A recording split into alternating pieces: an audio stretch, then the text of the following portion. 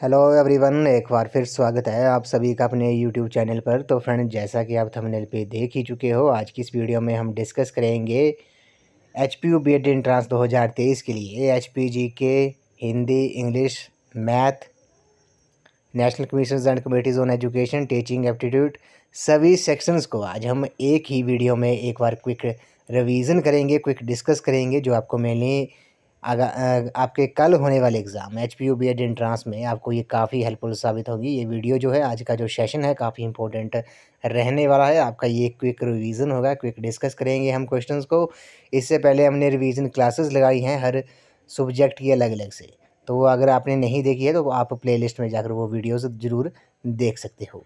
तो फ्रेंड्स, आपने वीडियो के अंत तक बने रहना है। अगर आप चैनल पे पहली बार विजिट कर रहे हो तो चैनल को सब्सक्राइब भी जरूर कर दें और बेल आइकन प्रेस करना ना भूलें, ताकि मेरे आने वाले हर वीडियो की नोटिफिकेशन आपको मिलती रहे। तो फ्रेंड्स, आप मुझे इंस्टाग्राम पर भी फॉलो कर सकते हो। इंस्टाग्राम आईडी का जो लिंक है वो मैंने डिस्क्रिप्शन बॉक्स में दे दिया है। तो फ्रेंड्स, ये आपके लिए एक मास्टर वीडियो का काम करेगी, आपने वीडियो के अंत तक बने रहना है। तो फ्रेंड्स, वीडियो को शुरू करते हैं। सबसे पहले बात करते हैं हिमाचल प्रदेश मंत्रिमंडल के बारे में। आपको पता है, पिछले वर्ष ही हिमाचल प्रदेश में विधानसभा के चुनाव हुए थे, जिसमें भारतीय राष्ट्रीय कांग्रेस की सरकार बनी है और नया मंत्रिमंडल बना है। तो अब हम डिस्कस कर लेते हैं कि हिमाचल प्रदेश का मंत्रिमंडल को विस्तार से हम बात कर लेते हैं। तो सबसे पहले बात करते हैं हिमाचल प्रदेश के मुख्यमंत्री कौन हैं। तो हिमाचल प्रदेश के जो मुख्यमंत्री है वो सुखविंदर सिंह सुक्खू हैं। ये आपको पता है, नादौन विधानसभा क्षेत्र से चुन के आए हैं, हमीरपुर डिस्ट्रिक्ट से बिलोंग करते हैं। इनके पास कौन कौन से विभाग हैं, इसके बारे में हम बात करते हैं। तो पर्यटन, वन, शहरी विकास, नगर एवं नियोजन योजना, कार्मिक विभाग, सहकारिता विभाग जो है अब वो उप मुख्यमंत्री मुकेश अग्निहोत्री जी के पास है, ये आपने याद रखना है। सैनिक कल्याण, सूचना प्रौद्योगिकी, विज्ञान एवं प्रौद्योगिकी, मत्स्य पालन, वित्त, गृह और सामान्य प्रशासन विभाग जो हैं वो मुख्यमंत्री सुखविंदर सिंह सुक्खू जी के पास है, ये आपने याद रखना है। उसी तरह ये डिस्ट्रिक्ट हमीरपुर से बिलोंग करते हैं। बात करते हैं हिमाचल प्रदेश के राज्यपाल के बारे में। तो हिमाचल प्रदेश के जो राज्यपाल हैं वो श्री शिव प्रताप शुक्ल हैं। ये भी आपसे एग्ज़ाम में पूछ सकते हैं। हिमाचल प्रदेश के जो राज्यपाल हैं वो कौन है? शिव प्रताप शुक्ल हैं। बात करते हैं हिमाचल प्रदेश विधानसभा अध्यक्ष कौन है। तो विधानसभा अध्यक्ष जो है वो श्री कुलदीप पठानिया है, ये भी आपने नोट कर लेना है। हिमाचल प्रदेश के मुख्य न्यायाधीश कौन है। तो हिमाचल प्रदेश के मुख्य न्यायाधीश एमएस रामचंद्र राव है, ये भी आपने याद रखना है। उसी तरह क्वेश्चन आपसे पूछ सकते हैं हिमाचल प्रदेश के मुख्य सचिव कौन है, चीफ सेक्रेटरी कौन है। तो श्री प्रमोद सक्सेना है, ये भी आपने नोट डाउन कर लेना है। उसके बाद हम बात करते हैं हिमाचल प्रदेश के उप मुख्यमंत्री के बारे में। मुकेश अग्निहोत्री जी जो हैं वो हिमाचल प्रदेश के पहले उप मुख्यमंत्री हैं, ये आपने याद रखना है। हिमाचल प्रदेश के पहले उप मुख्यमंत्री हैं। और इनके पास कौन कौन से विभाग हैं? जल शक्ति विभाग हो गया, परिवहन और भाषा एवं संस्कृति विभाग जो है वो श्री मुकेश अग्निहोत्री जी के पास हैं। और सहकारिता विभाग जो है वो भी इन्हीं के पास है, ये भी आपने नोट कर लेना है। सहकारिता विभाग जो है वो मुकेश अग्निहोत्री जी के पास है। ये डिस्ट्रिक्ट ऊना से बिलोंग करते हैं, विधानसभा हरोली से ये चुन के आए हैं, ये आपने याद रखना है। उसके बाद बात करते हैं कर्नल धनीराम शांडिल जी के बारे में। ये डिस्ट्रिक्ट सोलन से बिलोंग करते हैं। ये हिमाचल प्रदेश के स्वास्थ्य मंत्री हैं। स्वास्थ्य एवं परिवार कल्याण विभाग, सामाजिक न्याय एवं अधिकारिता विभाग और श्रम और रोजगार विभाग जो है वो इनके पास है। बात करते हैं श्री चंद्र कुमार जी के बारे में। डिस्ट्रिक्ट कांगड़ा से बिलोंग करते हैं। कृषि और पशुपालन मंत्री हैं हिमाचल प्रदेश के। श्री हर्षवर्धन सिंह जो हैं ये डिस्ट्रिक्ट सिरमौर से बिलोंग करते हैं। उद्योग, संसदीय कार्य और आयुष विभाग जो है इनके पास है। श्री जगत सिंह नेगी जी के बारे में बात करते हैं। डिस्ट्रिक्ट किन्नौर से बिलोंग करते हैं। राजस्व, बागवानी और जनजातीय विकास मंत्री हैं हिमाचल प्रदेश के। श्री रोहित ठाकुर जो है ये अपने मोस्ट इंपॉर्टेंट है, शिक्षा मंत्री हैं। उच्च प्रारंभिक तकनीकी शिक्षा और वोकेशनल एंड इंडस्ट्रियल ट्रेनिंग जो विभाग है वो इनके पास है, हिमाचल प्रदेश के ये शिक्षा मंत्री हैं। श्री अनिरुद्ध सिंह जी के बारे में बात करते हैं। डिस्ट्रिक्ट शिमला से बिलोंग करते हैं। ग्रामीण विकास एवं पंचायती राज मंत्री हैं हिमाचल प्रदेश के। श्री विक्रमादित्य सिंह के बारे में बात करते हैं। पूर्व मुख्यमंत्री स्वर्गीय श्री वीरभद्र सिंह के ये पुत्र हैं। और इनके पास कौन कौन से विभाग हैं? लोक निर्माण विभाग, युवा सेवाएं एवं खेल विभाग है, ये भी आपने याद रखना है। बात करते हैं अब भारत के शिक्षा मंत्री कौन है। तो श्री धर्मेंद्र प्रधान जो है वो भारत के शिक्षा मंत्री है, ये आपने याद रखना है। उसी तरह भारत के राष्ट्रपति कौन है? श्रीमती द्रौपदी मुर्मू है। भारत के उपराष्ट्रपति श्री जगदीप धनखड़ हैं। प्रधानमंत्री जो है भारत के वो श्री नरेंद्र मोदी हैं, ये भी आपने याद रखना है। यहाँ से जो आपसे क्वेश्चन जो है वो पूछ सकते हैं। ये तो हमने बात कर ली हिमाचल प्रदेश मंत्रिमंडल के बारे में। अब हम बात करते हैं हिमाचल प्रदेश के गठन के बारे में। अब बात करते हैं हिमाचल प्रदेश के गठन के बारे में। तो आपको पता है हिमाचल प्रदेश का जो गठन था वो 15 अप्रैल 1948 को 30 छोटी बड़ी रियासतों को मिलाकर किया गया। ये आपने याद रखना है। क्वेश्चन पूछ सकते हैं कि हिमाचल प्रदेश का जो गठन था वो कितनी रियासतों को मिलाकर किया गया था। तो 30 छोटी बड़ी रियासतों को मिलाकर किया गया था। 1948 से लेकर 1951 तक हिमाचल प्रदेश जो था वो मुख्य आयुक्त क्षेत्र था। ये आपने डेट्स जो है वो आपने याद रखनी है, यहाँ से क्वेश्चन पूछ लिया जाता है। तो 1948 से लेकर 1951 तक हिमाचल प्रदेश जो था वो मुख्य आयुक्त क्षेत्र था। 1951 से लेकर 1956 तक हिमाचल प्रदेश ग श्रेणी का राज्य बनाया गया और 1956 से 1971 तक हिमाचल प्रदेश को केंद्र शासित प्रदेश बनाया गया और अंततः 25 जनवरी 1971 को इसे पूर्ण राज्य का दर्जा प्रदान किया गया और ये देश का 18वां राज्य बना। ये आपने याद रखना है। उसके बाद हम बात करते हैं हिमाचल प्रदेश की नदियों के बारे में। हिमाचल प्रदेश में मुख्यतः 5 नदियाँ बहती हैं। कौन कौन सी? चिनाब, रावी, व्यास, सतलुज और यमुना बहती हैं, जिसमें सतलुज जो है वो हिमाचल प्रदेश की सबसे लंबी और यमुना हिमाचल प्रदेश की 5 नदियों में सबसे छोटी नदी है। अगर जल घनत्व के आधार पर देखा जाए तो चिनाब जो है वो आपकी हिमाचल प्रदेश की सबसे बड़ी नदी है। बात करते हैं हिमाचल प्रदेश के डिस्ट्रिक्ट के बारे में। हिमाचल प्रदेश के में 12 ज़िले हैं। प्रत्येक ज़िले का अपना महत्व है। आपको पता है जनसंख्या के आधार पर कांगड़ा सबसे बड़ा है और क्षेत्रफल के आधार पर लाहौल स्पीति सबसे बड़ा है। ये आपने याद रखना है। सिरमौर जो है वो हिमाचल प्रदेश का सबसे दक्षिणी जिला है और किन्नौर पूर्वी चंबा व लाहौल स्पीति उत्तर में स्थित है तथा कुल्लू व मंडी जो है वो मध्य में स्थित है और हमीरपुर, ऊना, बिलासपुर, कांगड़ा हिमाचल प्रदेश के पश्चिम भाग में स्थित है। ये आपने याद रखना है। जनसंख्या के आधार पर सबसे बड़ा डिस्ट्रिक्ट जो है कांगड़ा है और क्षेत्रफल के हिसाब से सबसे बड़ा डिस्ट्रिक्ट कौन सा है? लाहौल स्पीति है। उसी तरह जनसंख्या के आधार पर सबसे सबसे कम जनसंख्या किस डिस्ट्रिक्ट की है? वे हमीरपुर डिस्ट्रिक्ट की है। क्षेत्रफल के अनुसार सबसे छोटा जो जिला है वो कौन सा है? वे हमीरपुर ही है। ये भी आपने याद रखना है। साक्षरता के आधार पर प्रथम जो डिस्ट्रिक्ट है वो कौन सा है? वो आपका हमीरपुर डिस्ट्रिक्ट है और सबसे न्यूनतम जो साक्षरता दर है वे किसकी है? वे चंबा डिस्ट्रिक्ट है। ये आपने याद रखना है। अब बात करते हैं कुछ क्वेश्चंस हैं, जैसे हिमाचल निम्नलिखित में से कौन सी झील जो है वो मानव निर्मित झील है? तो गोविंद सागर झील जो है वो हिमाचल प्रदेश की सबसे बड़ी मानव निर्मित झील है, कृत्रिम झील है, डिस्ट्रिक्ट बिलासपुर में है। नेक्स्ट क्वेश्चन पे चलते हैं। हिमाचल प्रदेश में कितने अंतर्राष्ट्रीय हवाई अड्डे हैं? इस क्वेश्चन का जो राइट आंसर होगा वो आपका ऑप्शन नंबर डी होगा, नन ऑफ दीज जो है। लेकिन अभी आपको पता है मंडी डिस्ट्रिक्ट में हिमाचल प्रदेश का पहला अंतर्राष्ट्रीय हवाई अड्डा जो है वो प्रस्तावित है। ये आपने याद रखना है। मंडी में हिमाचल प्रदेश का पहला अंतर्राष्ट्रीय हवाई अड्डा जो है वो प्रस्तावित है। नेक्स्ट क्वेश्चन में चलते हैं। कालका शिमला रेल मार्ग किस वर्ष में बनकर तैयार हुआ था? तो ये वर्ष 1903 में बनकर तैयार हुआ था। ऑप्शन नंबर बी इस क्वेश्चन का राइट आंसर है। नेक्स्ट क्वेश्चन में चलते हैं। कुल्लू किस त्यौहार के लिए प्रसिद्ध है? तो कुल्लू जो है वो आपको पता है ये दशहरे के लिए काफ़ी प्रसिद्ध है, मंडी शिवरात्रि के लिए और होली जो है वो सुजानपुर जो है वो होली के लिए काफ़ी प्रसिद्ध है। नेक्स्ट क्वेश्चन में चलते हैं। कांगड़ा में तबाही करने वाला जो भूचाल था वे कब आया था? वो 4 अप्रैल 1905 को आया था। 20,000 से ज़्यादा लोग जो थे वो इसमें मारे गए थे। नेक्स्ट क्वेश्चन पे चलते हैं। हिमाचल प्रदेश का राज्य पुष्प कौन सा है? तो गुलाबी बुरांश जो है इस क्वेश्चन का राइट आंसर है। गुलाबी बुरांश जो है वो हिमाचल प्रदेश का राज्य पुष्प है।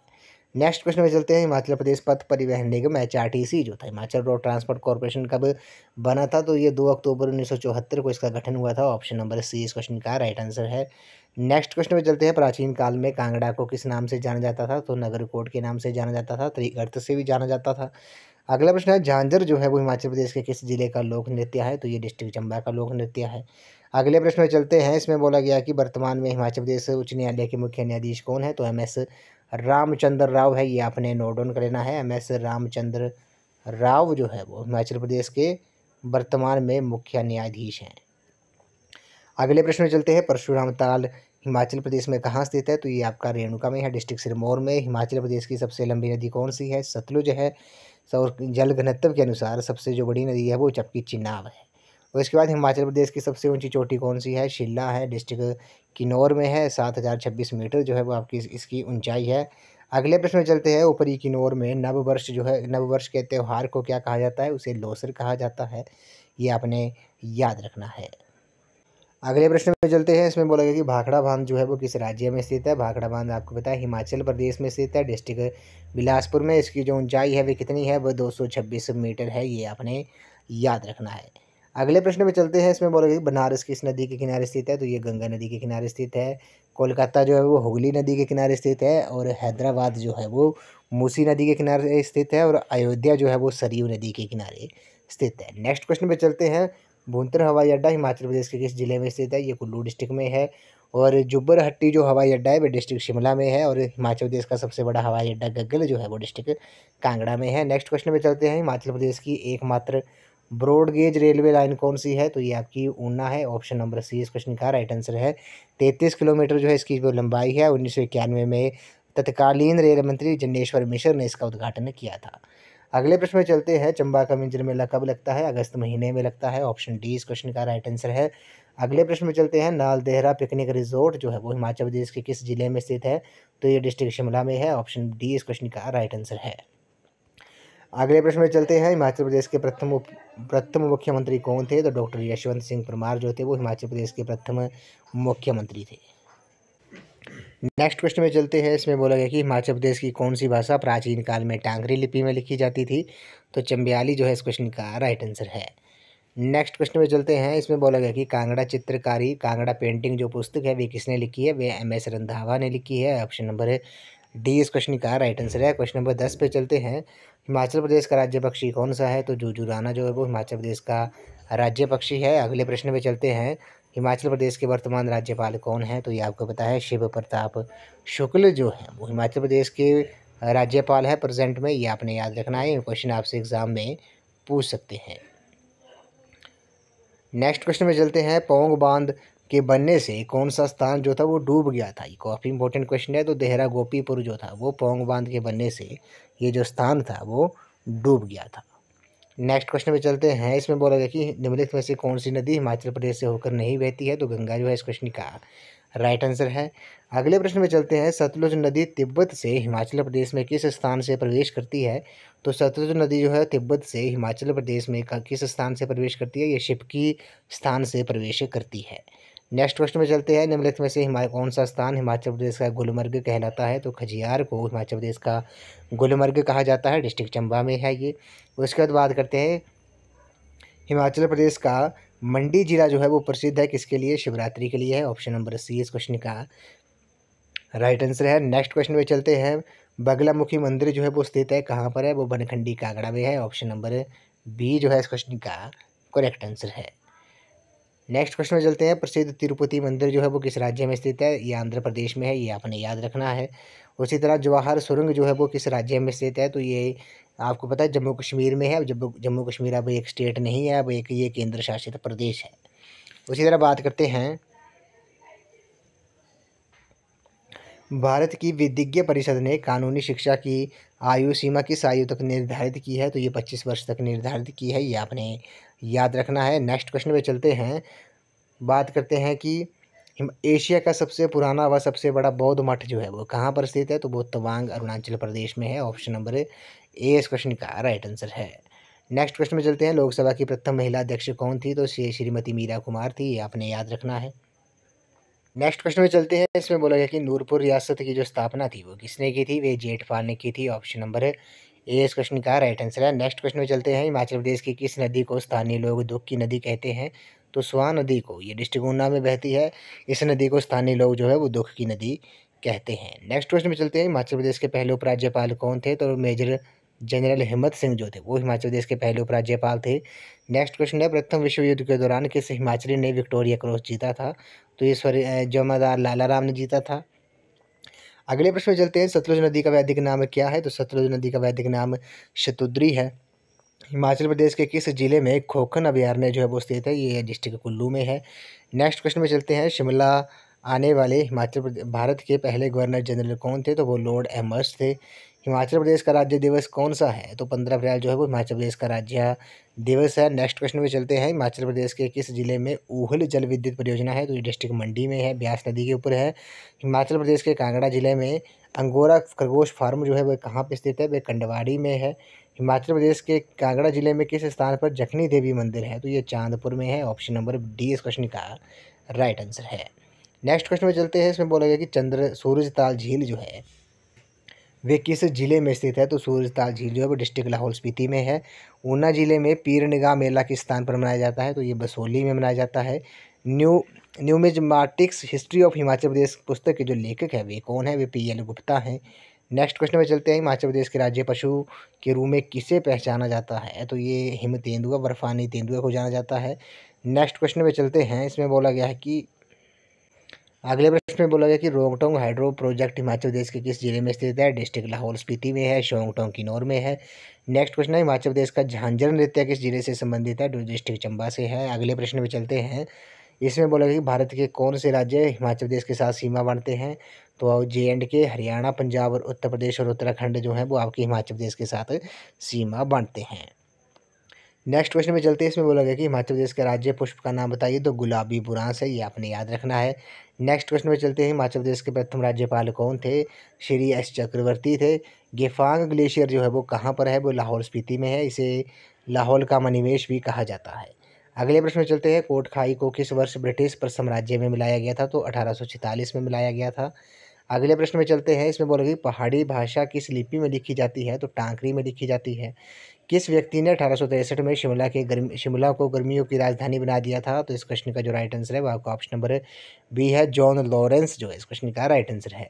नेक्स्ट क्वेश्चन में चलते हैं। हिमाचल प्रदेश के किस जिले में जनसंख्या घनत्व जो है वो सबसे ज़्यादा है? तो वो हमीरपुर डिस्ट्रिक्ट का है, ये आपने याद रखना है। अगले प्रश्न में चलते हैं।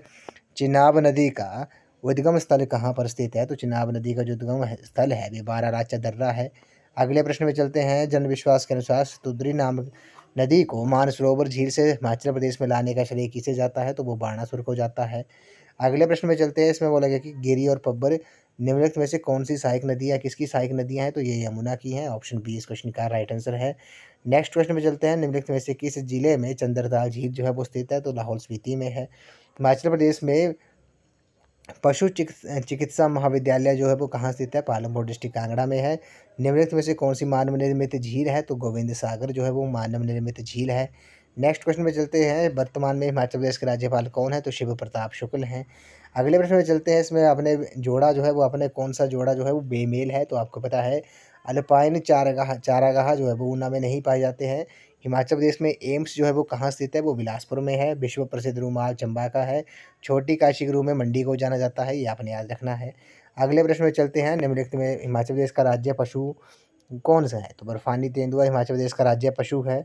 सिंबलवाड़ा नेशनल पार्क किस जिले में स्थित है? तो डिस्ट्रिक्ट सिरमौर में है। इसे कर्नल शेरजंग राष्ट्रीय पार्क भी के नाम से भी जाना जाता है। बिरोजे से तारपीन का तेल निकालने के लिए बिरोजे के कारखाने किन स्थानों पर स्थित हैं? तो ये आपके बिलासपुर और नाहन में है। अगले प्रश्न में चलते हैं। हिमाचल प्रदेश में अधिकतर वर्षा जो है वह कब होती है? वह दक्षिण पश्चिम मानसून में होती है। हिमाचल प्रदेश में मानसून वर्षा जो है वो किन महीनों में होती है? जून से सितंबर के बीच होती है। अगले प्रश्न में चलते हैं। निम्नलिखित में से कौन सा पेड़ चारे के लिए उपयुक्त माना जाता है? तो ब्यूल जो है इस क्वेश्चन का राइट आंसर है। हिमाचल प्रदेश का राज्य वृक्ष कौन सा है? देवदार है, ये भी आपने याद रखना है। हिमाचल प्रदेश में स्वर्ण जयंती ग्राम स्वरोजगार योजना जो थी वो कब शुरू की गई थी? वो 1999 में, ऑप्शन नंबर बी इस क्वेश्चन का राइट आंसर है। हिमाचल प्रदेश में नेहरू कुंड जो है वो कहाँ स्थित है? अभी मनाली में है। हिमाचल प्रदेश में लोकसभा की कुल कितनी सीटें हैं? 4 हैं। राज्यसभा की 3 हैं। अगले प्रश्न में चलते हैं। पहाड़ी गांधी के नाम से किसे जाना जाता था? तो बाबा कांशीराम जी को। शिमला हवाई अड्डा स्थान कहाँ पर स्थित है? जुब्बरहट्टी में स्थित है, ये भी आपने याद रखना है। और चंबा का लक्ष्मी नारायण मंदिर जो है वो किसने बनाया था? ये साहिल बर्मन ने बनाया था। कुल 6 मंदिरों का ये समूह है, ये भी आपने याद रखना है। राज्यसभा की बैठकों की अध्यक्षता कौन करता है? ये आपके उपराष्ट्रपति करते हैं। एनएसएस की शुरुआत कब हुई थी? 1969 में हुई थी। सूर्य की किरणों से कौन सा विटामिन प्राप्त होता है? विटामिन डी प्राप्त होता है, ये आपने याद रखना है। नेक्स्ट क्वेश्चन में चलते हैं। कोपड़ा झरना हिमाचल प्रदेश के किस जिले में स्थित है? डिस्ट्रिक्ट कांगड़ा में है। भाई दोना पाई हिमाचल प्रदेश में किस आंदोलन का ये नारा था? तो ये पझौता आंदोलन का नारा था, 1942 में हुआ था। हिमालयन हिल स्टेट्स रीजनल काउंसिल की स्थापना जो थी वो किस वर्ष में हुई थी? वर्ष 1946 में हुई थी। निम्नलिखित में से कौन सा हिमाचल प्रदेश का 5वां जिला बना था? तो बिलासपुर बना था, ये भी आपने याद रखना है। अगले प्रश्न में चलते हैं। हिमाचल प्रदेश के प्रथम मुख्य सचिव कौन थे? तो इनमें नन ऑफ दीज जो है इस क्वेश्चन का राइट आंसर है। अगले प्रश्न में चलते हैं। हिमाचल प्रदेश निजी शैक्षणिक संस्थान अधिनियम किस वर्ष में अधिनियमित हुआ था? तो ये वर्ष 2010 में अधिनियमित हुआ था। अगले प्रश्न में चलते हैं। दून घाटी हिमाचल प्रदेश के किस जिले में स्थित है? तो डिस्ट्रिक्ट सोलन में है। क्यारदा दून अगर आपसे पूछा जाता है तो वो किस डिस्ट्रिक्ट में है? वो आपकी डिस्ट्रिक्ट सिरमौर में है। कुंत वियोग झील जो है वो कहाँ पे स्थित है? ये डिस्ट्रिक्ट मंडी में है, ऑप्शन ए इस क्वेश्चन का राइट आंसर है। नेक्स्ट क्वेश्चन में चलते हैं। निम्नलिखित में से हिमाचल प्रदेश में लघु उद्योगों की सबसे कम संख्या वाला जो जिला है वो कौन सा है? वो किन्नौर है। हिमाचल प्रदेश में सबसे ऊंची जल विद्युत परियोजना कौन सी है? वो आपकी रोंगटोंग है, ये भी आपने याद रखना है। कुक्ती दर्रा भरमौर को किससे जोड़ता है? लाहौल से जोड़ता है। शीती धार हिमाचल प्रदेश के किस जिले में स्थित है? डिस्ट्रिक्ट कुल्लू में है, ऑप्शन नंबर ए इस क्वेश्चन का राइट आंसर है। नेक्स्ट क्वेश्चन में चलते हैं। चंबा का रंग महल जो था वो किसने बनाया था? वो राजा उमेद सिंह ने बनाया था। हिमाचल प्रदेश में जनमंच कार्यक्रम कब प्रारंभ हुआ था? ये 3 जून 2018 को हुआ था। और ये भाजपा की सरकार किसमें ये जनमंच कार्यक्रम जो था वो शुरू किया गया था, ये आपने याद रखना है। और इसके बाद बात करते हैं उदयपुर। अगले प्रश्न में चलते हैं। उदयपुर किसका पुराना नाम था? तो उदयपुर जो था वो मरिकुल का प्राचीन नाम था, ये आपने याद रखना है। उसी तरह क्वेश्चन पूछ सकते हैं, भरमौर का प्राचीन नाम क्या था? ब्रह्मपुर था। वो किन्नौर का प्राचीन नाम चीनी था। ऊना का प्राचीन नाम जसवां था। सुंदरनगर का बानेद था। नालागढ़ का हिंडूर था। नूरपुर का धमेरी था। ये आपने उसी तरह सराहन का प्राचीन नाम शोणितपुर था। क्वेश्चन आपसे यहाँ से एग्जाम में पूछ सकते हैं। बैजनाथ का प्राचीन नाम किरग्राम था।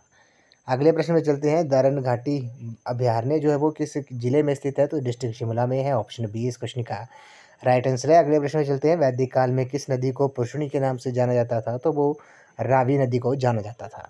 अगले प्रश्न में चलते हैं। इसमें बोला गया कि हिमाचल प्रदेश अनिवार्य प्राथमिक शिक्षा अधिनियम किस वर्ष में लागू हुआ था? तो वर्ष 1953 में हुआ था। हिमाचल प्रदेश में युद्ध संग्रहालय कहाँ स्थित है? तो डिस्ट्रिक्ट कांगड़ा में है, धर्मशाला में है। कामरूनाग झील जो है मंडी जिले के किस तहसील में स्थित है? तो ये चचियोट तहसील में स्थित है। हिमाचल प्रदेश को पूर्ण राज्य का दर्जा कब प्राप्त हुआ था? ये 25 जनवरी 1971 को हुआ था। तिब्बती धर्मगुरु दलाई लामा हिमाचल प्रदेश धर्मशाला कब आए थे? तो ये वर्ष 1959 में आए थे, ऑप्शन सी इस क्वेश्चन का राइट आंसर है। अगले प्रश्न में चलते हैं। हिमाचल प्रदेश में कहाँ पर प्रदेश का पहला ज्योतिर्लिंग स्थापित किया जा रहा है जिसमें एक साथ 12 ज्योतिर्लिंगों के प्रतिरूपों के दर्शन होंगे? तो ये मंडी में किया जा रहा है, ऑप्शन डी इस क्वेश्चन का राइट आंसर है। अगले प्रश्न में चलते हैं। निम्नलिखित में से कौन सी झील चंबा जिले से में अवस्थित है? तो गडासरू झील है, ऑप्शन डी सी इस क्वेश्चन का राइट आंसर है। डल झील कांगड़ा में है। करेरी भी कांगड़ा में है। चंद्रताल झील जो है वो लाहौल स्पीति में है। अगले प्रश्न में चलते हैं। निम्नलिखित में से कौन सा संयोजन हिमाचल प्रदेश में सरकारी भेड़ प्रजनन केंद्र के संदर्भ में सही है? तो सरोल, ताल और ज्योरी और कड़छम में सरकारी भेड़ प्रजनन केंद्र है, ऑप्शन नंबर ए इस क्वेश्चन का राइट आंसर है। अगले प्रश्न में चलते हैं। शिमला में वाइस रीगल लॉज बनाने का विचार किस अंग्रेज अधिकारी द्वारा दिया गया था? तो वो लॉर्ड लेटन द्वारा दिया गया था। अगले प्रश्न में चलते हैं। हिमाचल प्रदेश किस वर्ष में पार्ट सी राज्य बना था? तो ये नन ऑफ दीज इस क्वेश्चन का राइट आंसर है। आपने कमेंट सेक्शन में बताना है कि हिमाचल प्रदेश किस वर्ष में पार्ट सी राज्य बना था। अगले प्रश्न में चलते हैं। चंद्रकूप झील हिमाचल प्रदेश के किस जिले में स्थित है? चंद्रकूप झील डिस्ट्रिक्ट चंबा में है। मारकंडा नदी हिमाचल प्रदेश के किस जिले में बहती है? डिस्ट्रिक्ट सिरमौर में बहती है। मुकीला हिमनद जो है वो हिमाचल प्रदेश की किस घाटी में स्थित है? तो ये भागा घाटी में स्थित है। भुंडा उत्सव निम्न में से किससे संबंधित है? तो भुंडा उत्सव जो है वो परशुराम जी से संबंधित है। प्रत्येक 12 वर्ष बाद ये मनाया जाता है। बिलासपुर के नलवाड़ी उत्सव का विचार के निम्न में से किसके द्वारा प्रकट किया गया था? तो ये डब्ल्यू गोल्डस्टीन द्वारा दिया गया था, ऑप्शन सी इस क्वेश्चन का राइट आंसर है। अगले प्रश्न में चलते हैं। वैजनाथ को प्रारंभिक काल में किस नाम से जाना जाता था? नन ऑफ दीज इस क्वेश्चन का राइट आंसर है। इसे किरग्राम के नाम से जाना जाता था, ये आपने याद रखना है। शिव मंदिर के लिए काफ़ी प्रसिद्ध है। मंडी के नए शहर की स्थापना किसने की थी? तो राजा अजबरसेन ने की थी, ऑप्शन सी इस क्वेश्चन का राइट आंसर है। मांगू जो था एक प्रसिद्ध चित्रकार था, वो हिमाचल प्रदेश के किस जिले से संबंधित था? डिस्ट्रिक्ट चंबा से संबंधित था। अगले प्रश्न में चलते हैं। कांगड़ा जिला कब बना था? कांगड़ा जिला 1 सितंबर 1972 को बना था। हिमाचल प्रदेश में के प्रथम सेना प्रमुख कौन थे? तो वो आपके जनरल BN शर्मा थे, ऑप्शन नंबर डी इस क्वेश्चन का राइट आंसर है। नेक्स्ट क्वेश्चन में चलते हैं। निम्नलिखित में से किस नदी का आयतन जो है सबसे अधिक है? तो चिनाब नदी का सबसे अधिक आयतन है। हिमालयन पोलेंड्री नामक पुस्तक जो है वो किसने लिखी है? वो DN मजूमदार ने लिखी है, ऑप्शन नंबर सी इस क्वेश्चन का राइट आंसर है। नेक्स्ट क्वेश्चन में चलते हैं। हिमाचल प्रदेश का सबसे लंबा पुल कौन सा है? तो यमुना पुल जो है पोंटा साहिब में है, डिस्ट्रिक्ट सिरमौर में। ये हिमाचल प्रदेश का सबसे लंबा पुल है। उसके बाद हम बात करते हैं। निम्नलिखित में से किस जिले में अदरक का सर्वाधिक उत्पादन होता है? तो अदरक का सबसे बड़ा उत्पादक जिला जो है वो कौन सा है? वे सिरमौर है। 2011 की जनगणना के अनुसार हिमाचल प्रदेश के किस जिले की साक्षरता दर सबसे कम है? तो वो चंबा डिस्ट्रिक्ट की है, ये आपने याद रखना है। वर्तमान में हिमाचल प्रदेश के मुख्य सचिव कौन है? तो प्रमोद सक्सेना है, ये आपने नोट डाउन कर लेना है। वर्तमान में हिमाचल प्रदेश के गवर्नर कौन है? श्री शिव प्रताप शुक्ल है। हिमाचल प्रदेश का प्रथम कॉमेडी सीरियल कौन सा है? तो इस क्वेश्चन का जो करेक्ट आंसर होगा वो आपका ऑप्शन नंबर बी होगा, चंदू नंदू। अगले प्रश्न में चलते हैं। पहाड़ी चित्रकला नामक किताब के लेखक कौन है? तो किशोरी लाल वैद हैं। निम्नलिखित में से किसे हिमाचल प्रदेश का आर्किटेक्ट ऑफ हिमाचल के नाम से जाना जाता है? तो डॉक्टर यशवंत सिंह परमार को आर्किटेक्ट ऑफ हिमाचल प्रदेश के नाम से जाना जाता है। ये हिमाचल प्रदेश के प्रथम राज्यपाल थे, डिस्ट्रिक्ट सिरमौर से ये बिलोंग करते थे। अगले प्रश्न में चलते हैं। 1948 के सुकेत सत्याग्रह को जो नेतृत्व था वह किसने किया था? वह पंडित पद्मनाभ देव ने किया था। हिमाचल प्रदेश के कौन से स्थान को एशिया के आड़ू के कटोरे के रूप में जाना जाता है? तो वो राजगढ़ को जाना जाता है। अगला है, शिमला म्यूनसिपल कमेटी की स्थापना किस वर्ष की गई थी? तो 1851 में की गई थी। ऑप्शन नंबर सी जो है इस क्वेश्चन का राइट आंसर है। नेक्स्ट क्वेश्चन में चलते हैं। हिमाचल प्रदेश विधानसभा के 17वें अध्यक्ष कौन है? तो ये आपको बताइए। 17वें अध्यक्ष जो थे वो विपिन सिंह परमार थे। 18वें अध्यक्ष कौन है? श्री कुलदीप सिंह पठानिया है प्रेजेंट में। अगले प्रश्न में चलते हैं। अटल टनल जो है वो किस पर्वत श्रृंखला के अंतर्गत आती है? तो ये पीर पंजाल पर्वत श्रृंखला के अंतर्गत आती है। अगले प्रश्न में चलते हैं। ब्रजेश्वरी धाम मकर संक्रांति मेले को राज्य स्तरीय घोषित किया गया, ये कहाँ मनाया गया है? तो ये कांगड़ा में मनाया गया है। ऑप्शन सी इस क्वेश्चन का राइट आंसर है।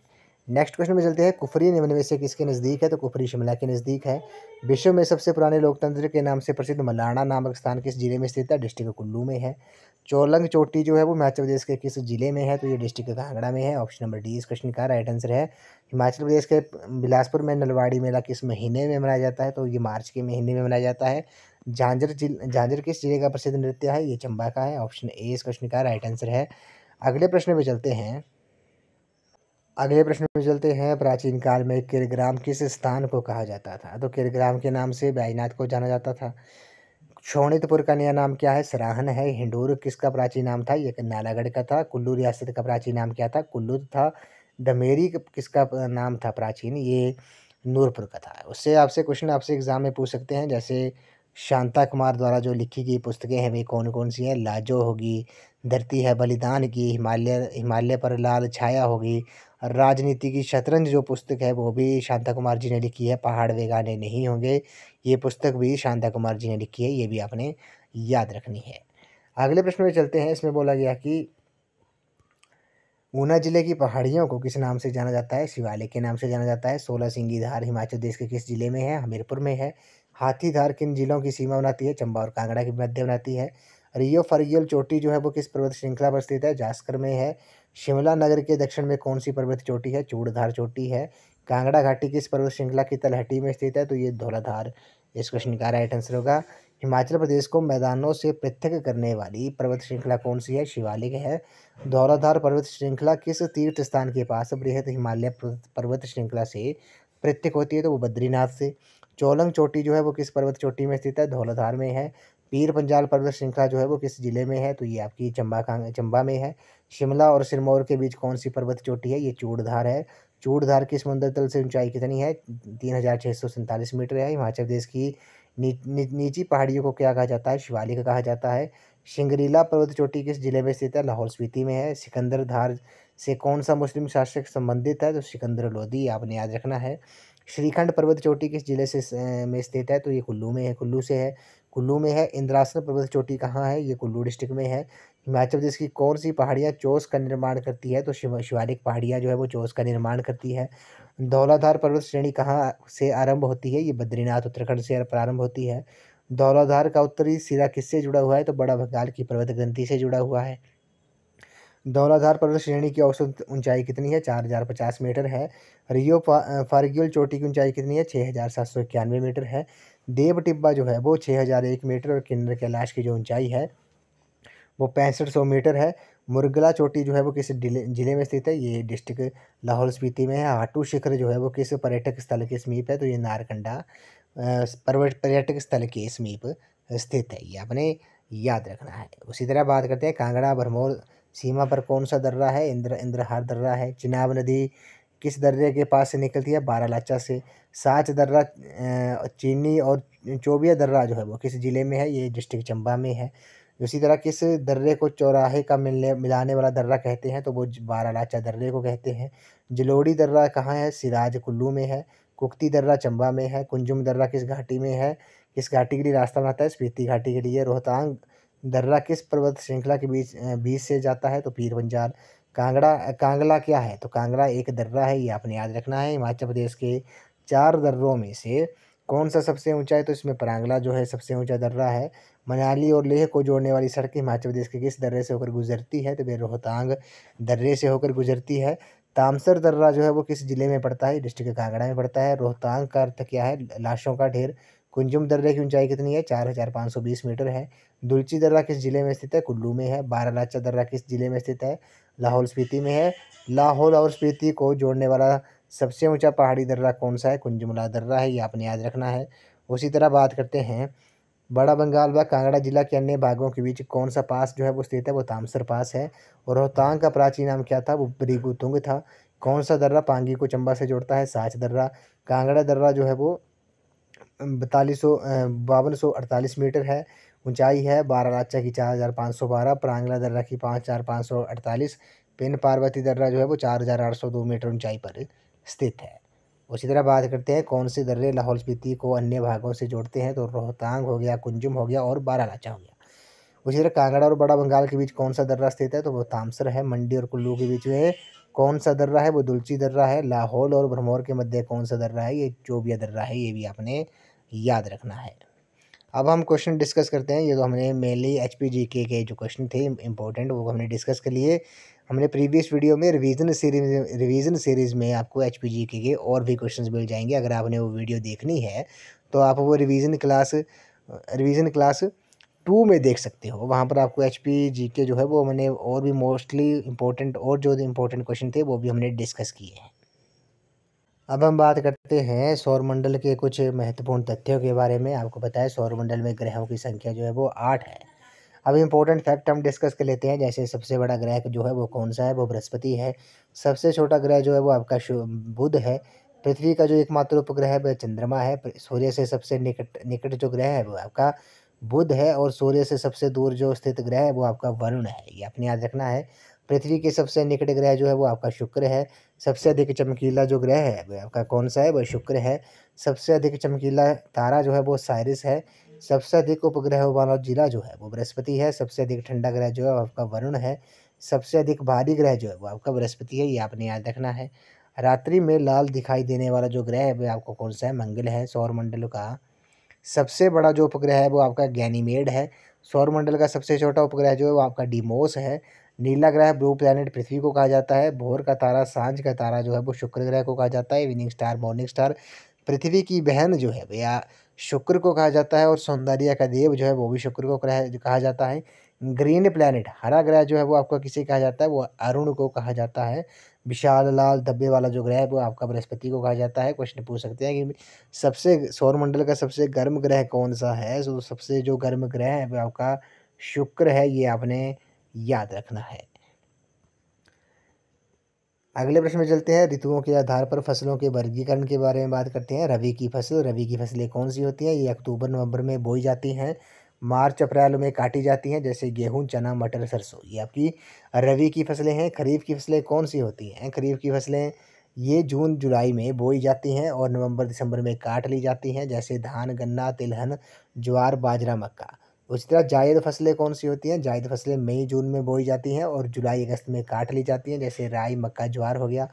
नकदी फसलें कौन सी होती हैं? ये वे फसलें हैं जो व्यापार के उद्देश्य से किसानों द्वारा उगाई जाती हैं, जैसे कपास, गन्ना, तंबाकू, जूट आदि। ठीक है। अब बात करते हैं संविधान के निर्माण के बारे में। भारतीय संविधान का निर्माण, संविधान सभा का गठन जो था वो जुलाई 1946 में कैबिनेट मिशन की सिफारिशों पर किया गया था। संविधान सभा की जो पहली बैठक थी वे 9 दिसंबर 1946 को संपन्न हुई थी। मुस्लिम लीग ने संविधान सभा की पहली बैठक का बहिष्कार किया था और इस प्रथम बैठक में डॉक्टर सच्चिदानंद सिन्हा को सर्वसम्मति से संविधान सभा का अस्थायी अध्यक्ष चुना गया था। 11 दिसंबर 1946 को बैठक में डॉक्टर राजेंद्र प्रसाद को सभा का स्थायी अध्यक्ष चुना गया था, ये आपने याद रखना है। उसी तरह 13 दिसंबर 1946 को पंडित जवाहरलाल नेहरू ने उद्देश्य प्रस्ताव प्रस्तुत कर 22 फरवरी 1947 को संविधान सभा ने अपनी स्वीकृति प्रदान की थी। डॉक्टर भीमराव अंबेडकर की अध्यक्षता में संविधान सभा की प्रारूप समिति की स्थापना 29 अगस्त 1947 को हुई थी। अध्यक्ष सहित इसके सदस्यों की कुल संख्या 7 थी। संविधान निर्माण की प्रक्रिया में कुल 2 वर्ष 11 महीने और 18 दिन लगे थे। 26 नवंबर 1949 को संविधान सभा के अध्यक्ष के हस्ताक्षर के बाद इसे पारित घोषित किया गया और भारत का संविधान 26 नवंबर 1949 को अंगीकृत किया गया और 26 जनवरी 1950 को प्रथम गणतंत्र दिवस पूर्ण रूप से लागू हुआ और डॉक्टर भीमराव अंबेडकर जी को भारतीय संविधान के जनक के रूप में जाना जाता है। नवनिर्मित संविधान, जब संविधान बना था उस समय उसमें 22 भाग थे, 395 अनुच्छेद थे और 8 अनुसूचियाँ थी। वर्तमान में अनुसूचियों को बढ़ाकर 12 कर दिया गया है। संविधान की प्रस्तावना को संविधान की कुंजी भी कहा जाता है। अब बात करते हैं संविधान के स्रोत के बारे में, जैसे कि कौन-कौन से देशों से कौन से स्रोत लिए गए हैं। जैसे ब्रिटेन देश से संसदीय शासन, विधि निर्माण प्रक्रिया होगी, एक नागरिकता, द्विसदनीय व्यवस्था जो है वो ब्रिटेन के संविधान से ली गई है। यूएसए के संविधान से क्या लिया गया है, प्रस्तावना होगी, मौलिक अधिकार, न्यायिक पुनर्विलोकन हो गया, न्यायपालिका की स्वतंत्रता होगी, सर्वोच्च न्यायालय का गठन और शक्तियाँ, राष्ट्रपति पर महाभियोग, उपराष्ट्रपति का पद जो है वो आपके यूएसए के संविधान से लिया गया है। कनाडा के संविधान से क्या लिया गया है, संघात्मक व्यवस्था, अब विशिष्ट शक्तियों का केंद्र के पास होना, केंद्र द्वारा राज्यपाल की नियुक्ति होगी, ये जो है वो कनाडा के संविधान से ली गई है। आयरलैंड के संविधान से नीति निर्देशक सिद्धांत हो गया, राष्ट्रपति का निर्वाचन हो गया, उच्च सदन के सदस्यों को मनोनीत करने संबंधी प्रावधान जो है वो आयरलैंड के संविधान से लिया गया है। उसी तरह बात करते हैं आपात उपबंध जो है वो जर्मनी के संविधान से लिया गया है, ये आपने याद रखना है। ऑस्ट्रेलिया के संविधान से प्रस्तावना की भाषा होगी, संवर्ती सूची होगी, केंद्र राज्य संबंध हो गए, ये ऑस्ट्रेलिया के संविधान से लिया गया है। फ्रांस के संविधान से गणतंत्र, रूस के संविधान से मौलिक कर्तव्यों का प्रावधान हो गया, दक्षिण अफ्रीका के संविधान से संविधान में संशोधन जो आर्टिकल 368 में इसका वर्णन है और राज्यसभा के सदस्यों का जो निर्वाचन है वह दक्षिण अफ्रीका के संविधान से लिया गया है। बात करते हैं अब विधायिका के बारे में, संसद के बारे में। तो भारत की जो संसद है वह राष्ट्रपति, राज्यसभा और लोकसभा से मिलकर बनती है। राज्यसभा को उच्च सदन तथा लोकसभा को निम्न सदन कहा जाता है, ये आपने याद रखना है। राज्यसभा के बारे में बात करते हैं। राज्यसभा या संसद का उच्च सदन जो है वो अनुच्छेद 80 राज्यों के प्रतिनिधियों से बनता है। राज्यसभा के सदस्यों की अधिकतम संख्या जो है वो 250 हो सकती है। वर्तमान में ये सदस्य संख्या 245 है, जिसमें 233 सदस्यों का चुनाव जो है वो राज्यों से तथा 12 सदस्यों का जो चुनाव है वह राष्ट्रपति द्वारा भी मनोनीत किए जाते हैं, ये आपने याद रखना है। राज्यसभा के लिए राष्ट्र प्रेसिडेंट जो है वो कितने सदस्यों को नॉमिनेट करता है, वो 12 सदस्यों को नॉमिनेट करता है। कला, साहित्य, विज्ञान और समाज सेवा के क्षेत्र में विशेष योगदान देने वाले व्यक्तियों में से 12 व्यक्ति राज्यसभा के सदस्य के रूप में मनोनीत किए जाते हैं। राज्यसभा के प्रत्येक सदस्य का जो कार्यकाल होता है वो 6 वर्ष की अवधि के लिए निर्वाचित किए जाते हैं। राज्यसभा एक स्थायी सदन है जो कभी भंग नहीं होता, बल्कि इसके 2/3 सदस्य जो हैं वो हर 2 वर्ष बाद सेवानिवृत्त हो जाते हैं। राज्यसभा में उत्तर प्रदेश की सबसे अधिक सीटें हैं, कितनी हैं, 31 हैं और उसके बाद महाराष्ट्र की 19 हैं।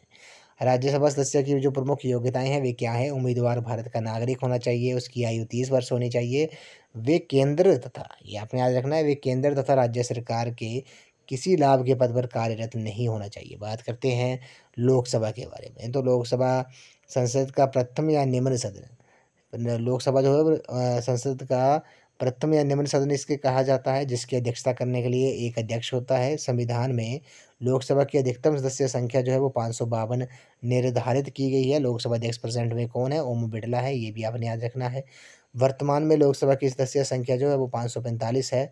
इन सदस्यों में से 530 सदस्य राज्यों से, 13 सदस्य केंद्र शासित प्रदेशों से निर्वाचित होते हैं और तथा 2 सदस्य जो हैं वो अखिल भारतीय वर्ग के प्रतिनिधि के रूप में राष्ट्रपति द्वारा मनोनीत किए जाते हैं।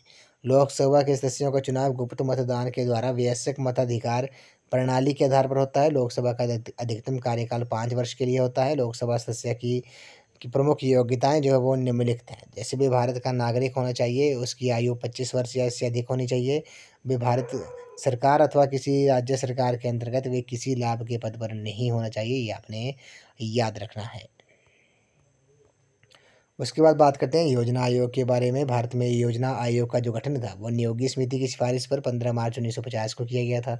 ये एक संविधानोत्तर संस्था थी जिसका पदेन अध्यक्ष जो है वो प्रधानमंत्री होता था। इसके स्थान पर नीति आयोग का गठन किया गया 1 जनवरी 2015 को। बात करते हैं नीति आयोग के बारे में। नीति आयोग का जो पूरा नाम है वो national institution for transforming India आयोग है। ये आयोग विकास प्रक्रिया में निर्देश तथा रणनीतिक परामर्श देता है। इसके जो प्रथम उपाध्यक्ष थे वो अर्थशास्त्री अरविंद पंगड़िया थे, ये आपने याद रखना है। और इसके जो प्रथम अध्यक्ष थे चेयरमैन जो थे वो कौन थे, वो नरेंद्र मोदी थे, प्रेजेंट में भी वही हैं, ये भी आपने याद रखना है। नीति आयोग के अध्यक्ष कौन होता है, प्रधानमंत्री होता है। उसके बाद बात करते हैं हम राष्ट्रीय राष्ट्रीय स्वतंत्रता आंदोलन संबंधी जो प्रमुख नारे हैं, जैसे स्वराज मेरा जन्मसिद्ध हमारा जन्मसिद्ध अधिकार है, ये बाल गंगाधर तिलक ने कहा है। सरफरोशी की तमन्ना अब हमारे दिल में है, ये जो प्रसिद्ध वचन है वो राम प्रसाद बिस्मिल ने कहा है। सारे जहां से अच्छा हिंदुस्तान हमारा जो है वो मोहम्मद इकबाल ने। वंदे मातरम जो है बंकिम चंद्र चटर्जी ने। जनगण मन अधिनायक जय है, ये रविंद्रनाथ टैगोर जी ने। इनकलाब जिंदाबाद जो है वो भगत सिंह का नारा है। दिल्ली चलो जो है वो सुभाष चंद्र बोस ने। करो या मरो महात्मा गांधी जी ने। जय हिंद जो है वो ये नारा जो था वो सुभाष चंद्र बोस ने दिया था। पूर्ण स्वराज जो था वो जवाहरलाल नेहरू ने। हिंदुस्तान जो थी वो भारत हिंदू हरीश चंद्र ने कहा था। तुम मुझे खून दो मैं तुम्हें आज़ादी दूंगा, ये सुभाष चंद्र बोस जी ने कहा था। वेदों की ओर लौटो जो था वो स्वामी दयानंद सरस्वती जी ने कहा था। आराम हराम है, ये जवाहरलाल नेहरू जी ने कहा था। भारत छोड़ो महात्मा गांधी जी ने कहा था। विजय विश्व तिरंगा प्यारा जो है वो श्यामलाल गुप्त पार्षद ने कहा था, ये आपने याद रखना है। बात करते हैं मौलिक अधिकार के बारे में, तो मौलिक अधिकार को भारत के संविधान का मैग्ना कार्टा भी कहा जाता है, ये भी आपने याद रखना है। मौलिक अधिकार वे अधिकार हैं जो व्यक्ति के व्यक्तित्व के विकास के लिए अनिवार्य हैं। ये अधिकतर न्याय संगत तथा आवश्यकता पड़ने पर इन्हें न्यायालय द्वारा लागू किया जा सकता है। बात करते हैं मौलिक अधिकार के बारे में। समानता का अधिकार जो है ये अनुच्छेद 14 से अनुच्छेद 18 तक इसका ये संबंधित है। अनुच्छेद 17 में अस्पृश्यता का अंत के बारे में कहा गया है। स्वतंत्रता का जो अधिकार है वो अनुच्छेद 19 से अनुच्छेद 22 तक इसका वर्णन है। शोषण के विरुद्ध अधिकार जो है वो अनुच्छेद 23 से अनुच्छेद 24 तक इसका वर्णन है। धर्म की स्वतंत्रता का अधिकार जो है वो अनुच्छेद 25 से अनुच्छेद 28 तक इसका वर्णन है। संस्कृति और शिक्षण संबंधी अधिकार जो है वो अनुच्छेद 29 और 30 में है। संवैधानिक उपचारों का जो अधिकार है वो अनुच्छेद 32 में इसका वर्णन है। बात करते हैं मौलिक कर्तव्य के बारे में। भारतीय संविधान की मूल प्रति में मौलिक कर्तव्यों का प्रावधान नहीं था। भारतीय संविधान में मौलिक कर्तव्यों को सरदार स्वर्ण सिंह समिति की सिफारिश पर 42वें संविधान संशोधन 1976 के तहत समाहित किया गया। और संविधान का अनुच्छेद 51 क जो है वो मौलिक कर्तव्यों का प्रावधान करता है। भारतीय संविधान के भाग 4 क के अनुच्छेद 51 क के तहत भारतीय नागरिकों के लिए 11 प्रकार के मौलिक कर्तव्यों का निर्धारण किया गया है। तो ये तो हमने बात कर ली जीके के जो क्वेश्चन थे वो इम्पोर्टेंट, उनके बारे में हमने टॉपिक डिस्कस कर लिए। अब हम बात करते हैं national commissions and committees on education के जो क्वेश्चन पूछे जाते हैं, सभी कमेटी को हम क्विक डिस्कस करेंगे, जो आपको मेनली एग्जाम में काफ़ी हेल्प मिलेगी। अब बात करते हैं कमीशन कमेटियाँ जो शिक्षा से संबंधित है। स्वतंत्रता से पूर्व कौन कौन सी कमेटियाँ थी, जैसे 1835 में वेंटिक मैकॉले प्रारूप ने भारत में अंग्रेजी को शिक्षा का माध्यम बनाया था। जैसे वुड डिस्पैच जो था वो 1854 में आया था, आपने ये याद रखना है। भारत में अंग्रेजी शिक्षा के जो प्रमुख समर्थक थे वे कौन थे, वो लॉर्ड मैकॉले थे, ये आपने याद रखना है। बोर्ड डिस्पैच किस वर्ष में आया था, 1854 में आया था। इसे भारतीय शिक्षा का मैग्ना कार्टा कहा जाता है। स्टेनली डिस्पैच 1859 में आया था। हंटर आयोग पहला भारतीय विश्व शिक्षा आयोग कहा जाता है इसे, ये 1882 में आया था। भारतीय विश्वविद्यालय शिक्षा आयोग 1902 में आया था। गोखले बिल 1911 में आया था। कलकत्ता विश्वविद्यालय आयोग, जिसे सैंडल आयोग के नाम से जाना जाता है, 1917 में आया था। हार्टो कमेटी जो थी 1929 में आई थी। सप्रू कमेटी वर्ष 1934 में आई थी। वर्धा प्रस्ताव महात्मा गांधी द्वारा लाया गया था, कब, 1937 में। बेसिक एजुकेशन पे काफ़ी बल दिया था, 1937 में आई थी। एबट वुड रिपोर्ट जो थी वो 1937 में आई थी। सार्जेंट रिपोर्ट जो है वर्ष 1944 में आई थी। ये तो आपकी स्वतंत्रता से पूर्व कमेटियाँ आई थी। बात करते हैं स्वतंत्रता के बाद जो कमेटियाँ आई थी, जैसे ताराचंद कमेटी होगी 1948 में आई थी। विश्वविद्यालय शिक्षा आयोग, जिसे राधा कृष्णन आयोग के नाम से जाना जाता है, उसे 1948 में आई थी। माध्यमिक शिक्षा आयोग, जिसे मुदालियर आयोग के नाम से जाना जाता है, 1952 में आई थी। दुर्गा भाई देशमुख कमेटी 1958 में आई थी, महिला शिक्षा पे बल दिया था। श्री प्रकाश कमेटी जो थी वो धार्मिक नैतिक शिक्षा पे काफ़ी बल दिया था, 1959-66 में आई थी। हंसा मेहता कमेटी जो थी वो 1961-1962 में आई थी। कोठारी कमीशन जो है भारतीय शिक्षा आयोग, ये 1964 में आया था, और 1966 में इसने अपनी रिपोर्ट जो थी वो सबमिट की थी। अब कुछ क्वेश्चंस है वन लाइनर, यहाँ से इंपॉर्टेंट क्वेश्चन है, यहाँ से एग्जाम में पूछे जाते हैं।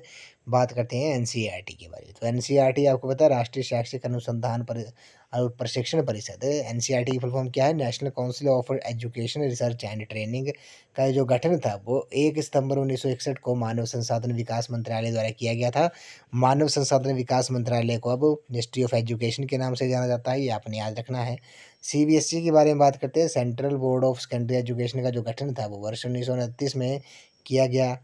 एनसीटी की बात करते हैं। National council for teacher education का जो गठन था वो 1973 में किया गया। एनसीटी एक्ट 1995 में पारित हुआ था। बात करते हैं यूजीसी के बारे में, यूनिवर्सिटी ग्रांट कमीशन के बारे में। तो विश्वविद्यालय अनुदान आयोग जो था वो 1956 में पारित हुआ था। केंद्रीय विद्यालय स्कूल जो थे वो 1963 में स्थापित किए गए थे। राष्ट्रीय साक्षरता मिशन, नेशनल लिटरेसी मिशन जो था वो 1988 में शुरू किया गया था। मिड डे मील योजना जो थी वो 1995 में शुरू की गई थी। कौन सी स्टेट ने सबसे पहले स्टार्ट किया था मिड डे मील? ये तमिलनाडु ने किया था। ये भी आपने याद रखना है। नवोदय विद्यालय जो थे, स्कूल जो थे वो 1986 में शुरू किए गए थे। ऑपरेशन ब्लैक बोर्ड 1986 में प्राथमिक विद्यालयों में शुरू किया गया था। राष्ट्रीय मुक्त विद्यालय जो है, नेशनल ओपन स्कूल जो का गठन 1989 में किया गया। DPEP district primary education programme जो था 1994 में शुरू किए गए थे। इग्नू जो है, इग्नू का गठन सितंबर 1985 में किया गया था। एडल्ट एजुकेशन प्रोग्राम जो था वो 1978 में शुरू किया गया था। राष्ट्रीय शिक्षा नीति, नेशनल पॉलिसी ऑफ एजुकेशन जो था वो 10+2+3 पद्धति को लागू किया गया था। उसके बाद बात करते हैं हम आर्टिकल के बारे में। अनुच्छेद 45 जो है वो 6 से 14 वर्ष के बच्चों की निःशुल्क व अनिवार्य शिक्षा का प्रावधान है इसमें। अनुच्छेद 30 जो है वो अल्पसंख्यकों की शिक्षा से जुड़ा हुआ है। अनुच्छेद 46 जो है वो अनुसूचित जाति, जनजाति व कमज़ोर वर्गों की शिक्षा से जुड़ा है। अनुच्छेद 28 जो है वो धार्मिक शिक्षा की स्वतंत्रता का प्रावधान है। अनुच्छेद 350 में मातृभाषा में शिक्षा सुविधा का प्रावधान है। अनुच्छेद 351 में हिंदी भाषा के विकास का प्रावधान है। और इसी तरह उस शिक्षा को 1976 के 42वें संविधान संशोधन द्वारा समवर्ती सूची कनकरेंट लिस्ट में डाला गया है। ICDS, integrated child development service योजना जो थी वो 1975 में शुरू की गई थी। ईसीसीई जो है, early childhood care and education, शाला पूर्व शिक्षा से संबंधित है। शैशव पूर्व देखभाल एवं शिक्षा मुख्य रूप से 3 से 6 वर्ष के बच्चों के साथ जुड़ी हुई है। एजुकेशनल सैटेलाइट, जिसे एडुसेट कहा जाता है, वर्ष 2004 में लॉन्च हुआ था। बीएचयू, विश्व हिंदू यूनिवर्सिटी जो थी, इसकी स्थापना 1915 में मदन मोहन मालवीय ने की थी। जेबी वाटसन को व्यवहारवाद का जनक कहा जाता है। ये भी आपने याद रखना है। उसी तरह बात करते हैं कोठारी कमीशन के बारे में। 1964 में आया था। शिक्षा कमीशन का गठन भारत सरकार ने 1964 में किया गया। इस कमीशन के जो अध्यक्ष थे वो डॉक्टर डीएस कोठारी थे, इसलिए इसे कोठारी कमीशन के नाम से जाना जाता है। अब कुछ इंपॉर्टेंट कमीशन है। सारे कमीशन ने भारतीय शिक्षा के विकास में मुख्य आयोग व समितियाँ हैं, इनके बारे में बात कर लेते हैं। चार्ल्स ग्रांट ऑब्जर्वेशन 1792 में आया था। मिंटो मिनट जो था वो 1811 में आया था। रिन्यूएबल ऑफ चार्टर जो था वो 1813 में आया था। एलिफिनस्टोन मिनट जो था वो 1823 में आया था। चार्टर एक्ट 1823 में आया था। बोर्ड ऑफ डायरेक्टर्स डिस्पैच जो था वो 1824 में आया था। ये आपने याद रखना है। उसी तरह थॉमस मुद्रो इंक्वायरी जो थी वो 1826 में आई थी। 1835 में William Adam 3 reports on education I थी। 1835 में लॉर्ड मैकॉले मिनट आया था। 1835 में डिक्लेरेशन ऑफ एजुकेशन पॉलिसी आई थी। 1839 में लॉर्ड ऑकलैंड मिनट आया था। ये भी आपने याद रखना है। उसी तरह 1844 में लॉर्ड हार्डिंग डिक्लेरेशन आई थी। थॉमसन प्लान भी 1845 में आया था। बॉडी डिस्पैच 1854 में आया था। स्टेनली डिस्पैच 1859 में आया था। हंटर कमीशन 1882 में आया था। बोरलर रिपोर्ट जो थी वो 1889 में आई थी। शिमला कॉन्फ्रेंस ऑन एजुकेशन जो थी वो वर्ष 1901 में आई थी। ये आपने याद रखना है। इंडियन यूनिवर्सिटी कमीशन जो था वो वर्ष 1902 में आया था। इंडियन यूनिवर्सिटीज़ एक्ट जो था वो 1904 में आया था। 1904 में resolution of the government on secondary education आया था। Resolution of Indian national Congress वर्ष 1906 में आया था। जातीय शिक्षा परिषद जो थी वो उसका गठन जो था वो 1906 में हुआ था। गोखले बिल 1911 में आया था। गवर्नमेंट रेजोल्यूशन जो था वो 1913 में आया था। द सैंडलर कमीशन जो है वर्ष 1917 में आया था। इसे कलकत्ता यूनिवर्सिटी कमीशन भी कहा जाता है। Acts of compulsory primary education जो था वो 1919-20 में आया था। Resolution of Indian national Congress जो था वो 1920 में आया था। ली कमीशन जो था वो 1923 में आया था। 1924 में रिपोर्ट सबमिट की थी। बात करते हैं हार्टो कमीशन के बारे में। 1929 में आया था। सप्रू कमेटी 1934 में आई थी। गवर्नमेंट ऑफ इंडिया एक्ट जो है वो 1935 में आया था। एबट वुड रिपोर्ट 1936 में आई थी। जाकिर हुसैन कमेटी 1938 में आई थी। द यूपी यूनिवर्सिटीज़ कमेटी जो थी वो 1938 में आई थी। 40 में रिपोर्ट सबमिट की थी। सैयद महमूद कमेटी जो थी वो 1939 में आई थी। सार्जेंट रिपोर्ट 1944 में आई थी। राधा कृष्णन कमीशन जो था वो 1948-49 में आया था। एजुकेशन इन इंडिया कॉन्स्टिट्यूशन जो था 1949 में आया था। खेर कमेटी 1950 में आई थी। मुदालिर कमीशन 1952-53 में आया था। हुमायूं कबीर कमीशन जो था वो 1953 में आया था। श्रीमती कमेटी जो थी वो 1954 में आई थी। चटर्जी कमीशन जो थी वो 1956 में आया था। उसी तरह बात करते हैं 1956 में रामचंद्रा कमेटी का गठन हुआ था। 1957 में एक शुक्ला कमेटी आई थी। दुर्गा भाई देशमुख कमेटी 1958 में आई थी। नेशनल साइंटिफिक पॉलिसी रेजोल्यूशन 1958 में आया था। डीवी देशमुख कमेटी जो थी वो 1959 में आई थी। कुंजरू कमेटी जो थी वो 1959 में आई थी। 1964 में रिपोर्ट सबमिट की थी। श्री प्रकाश कमेटी जो है वो 1960 में आई थी, ये आपने याद रखना है। संपूर्णानंद कमेटी 1961 में आई थी। हंसा मेहता कमेटी 1962 में आई थी। Committees of members of parliament on higher education 1963 में आई थी। Indian parliamentary and scientific committee जो थी वो 1961 में आई थी। 1964 में रिपोर्ट सबमिट की थी। कोठारी कमीशन 1964 में आया था। सैयदन कमेटी जो थी वो 1966 में आई थी। Committees of members of parliament on education था वो 1967 में आई थी। नेशनल पॉलिसी ऑन एजुकेशन भारतीय राष्ट्रीय शिक्षा नीति जो थी वो पहली जो आई थी वो 1968 में आई थी। उसके बाद report of international commission on education जो थी वे आपकी 1971 में आई थी। शुक्ला कमेटी ऑन 10+2+3 स्ट्रक्चर जो था वो 1972 में आया था। 1974 में statement of Acharya Kol on the Bihar Shri movement आया था 1974 में। 42 constitutional amended placing education on the concurrent list, तो 42वें संविधान संशोधन द्वारा शिक्षा को समवर्ती सूची में शामिल किया गया था किस वर्ष में? 1976 में। बात करते हैं ईश्वर भाई पटेल कमेटी जो थी वो 1977 में आई थी। अदाई शाह कमेटी जो थी वो 1977 में आई थी। Draft national policy on education 1989 में आया था। एजुकेशन फॉर आवर पीपल 1980 में आया था। उसी तरह 2 नेशनल कमीशन ऑन टीचर्स होता है वो किस वर्ष आया था? 1983 में आया था। नेशनल पॉलिसी ऑन एजुकेशन 1986 में आई थी। प्रोग्राम ऑफ एक्शन जो था वो 1986 में आया था। मेहरोत्रा कमेटी 1987 में आई थी। जनार्दन रेड्डी कमेटी 1992 में आई थी। सर्व यशपाल कमेटी 1992 में आई थी, ये आपने याद रखना इंपॉर्टेंट है। चतुर्वेदी कमेटी जो थी वो 1993 में आई थी। द दिल्ली डिक्लेरेशन 1993 में आया था। CABE committee on decentralise management जो था central advisory board of education 1993 में आया था। एनसीटी एक्ट 1953 में आया था, 93 में आया था। Education for all resolution adopted by 9 nation 1994 में आया था। रस्तोगी कमेटी जो थी वो 1997 में आई थी। सर्व शिक्षा अभियान 2000 में आया था। लॉन्चिंग ऑफ विद्या वाहिनी प्रोजेक्ट जो था वो 2000 में लॉन्च किया गया था। बात करते हैं न्यू एजुकेशन पॉलिसी 2020 के बारे में। तो बात करते हैं राष्ट्रीय शिक्षा नीति 2020 के बारे में। भारत सरकार द्वारा 29 जुलाई 2020 को राष्ट्रीय शिक्षा नीति 2020 को मंजूरी प्रदान की गई था। मानव संसाधन विकास मंत्रालय का नाम बदलकर शिक्षा मंत्रालय कर दिया गया। ये नई राष्ट्रीय शिक्षा नीति ने 34 वर्ष पुरानी राष्ट्रीय शिक्षा नीति 1986 को प्रतिस्थापित किया है। क्वेश्चन पूछ सकते हैं कि राष्ट्रीय शिक्षा नीति 2020 ने किसे प्रतिस्थापित किया है? तो ये आपने याद रखना है, उसने राष्ट्रीय शिक्षा नीति 1986 को प्रतिस्थापित किया है। उल्लेखनीय है कि इस नई शिक्षा नीति के निर्माण के लिए जून 2017 में पूर्व इसरो प्रमुख डॉक्टर के कस्तूरी रंगन की अध्यक्षता में एक समिति का गठन किया गया था। इस समिति ने मई 2019 में राष्ट्रीय शिक्षा नीति का मसौदा प्रस्तुत किया था, जिसे 29 जुलाई 2020 को स्वीकृति मिली थी। इस प्रकार भारत में अब तक 3 राष्ट्रीय शिक्षा नीति को लाया गया है। राष्ट्रीय शिक्षा नीति 1968, 1986, 2020। ये आपने याद रखना है। NEP राष्ट्रीय शिक्षा नीति 2020 का जो स्ट्रक्चर है वो भी आपको पता होना चाहिए। वो 5+3+3+4 है, ये आपने याद रखना है। ये राष्ट्रीय शिक्षा नीति 2020 का ये स्ट्रक्चर है। अब हम क्वेश्चन बात करते हैं हिंदी और इंग्लिश के, हम क्वेश्चन डिस्कस कर लेते हैं। अब हम बात करते हैं उत्पत्ति के आधार पर शब्द के जो प्रकार होते हैं। बात करते हैं तत्सम शब्द के बारे में। तत्सम शब्द का जो अर्थ होता है उसके समान, यानी कि यहाँ उसके तात्पर्य है संस्कृत के समान। तो हिंदी के बहुत सारे शब्द जो हैं वो संस्कृत से उसी रूप में ग्रहण कर लिए गए हैं जिस रूप में उनका उपयोग जो है वो संस्कृत में होता है, इसलिए इन्हें तत्सम शब्द कहा जाता है। जैसे भूमि, पुष्प, विद्वान, पृथ्वी, अहंकार, ममता, सुंदर, साहस, शनि शनि, रवि, स्वपन जो है। तो तत्सम शब्द कौन से हैं? तत्सम शब्द ऐसे शब्द हैं जो संस्कृत से उसी रूप से ग्रहण कर लिए गए हैं जिस रूप में उनका संस्कृत में प्रयोग होता था। बात करते हैं तत्व शब्द के बारे में। तत्व शब्द वे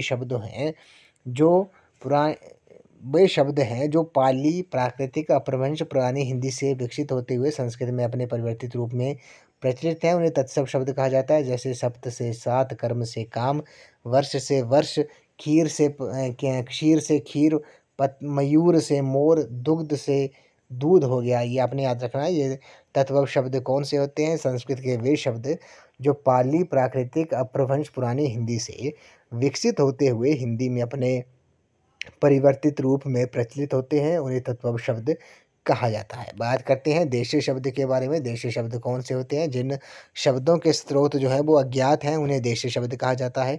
देशीय शब्दों का सामान्य जन भाषाओं में होता है। जैसे देशीय शब्द कौन से हैं? पगड़ी हो गया, लोटा, ठेठ, झोला, खाट, झाड़ू, झंझट, थप्पड़, ठोकर, भोंपू, अटकल, भोंदू। तो ये जो है वो आपके देशीय शब्द हैं।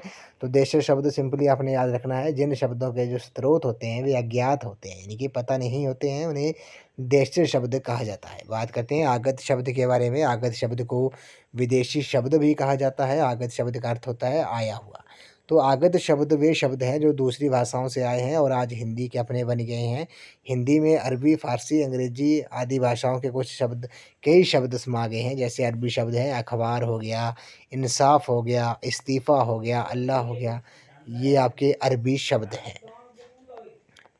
बात करते हैं अब समास के बारे में। समास से जो है वो क्वेश्चन पूछा जाता है, तो समास के बारे में हम बात कर लेते हैं। पहले बात करते हैं हम उपसर्ग के बारे में। तो उपसर्ग क्या होते हैं? तो वे लघुत्तम शब्दांश है जो शब्द के प्रारंभ में लगकर नए शब्दों का निर्माण करते हैं। जैसे अधर्म में अ प्लस धर्म है, ठीक है। तो उपसर्ग कौन से होते हैं आपने याद रखना है, जो शब्द के प्रारंभ में लगकर नए शब्दों का निर्माण करते हैं उन्हें उपसर्ग कहा जाता है।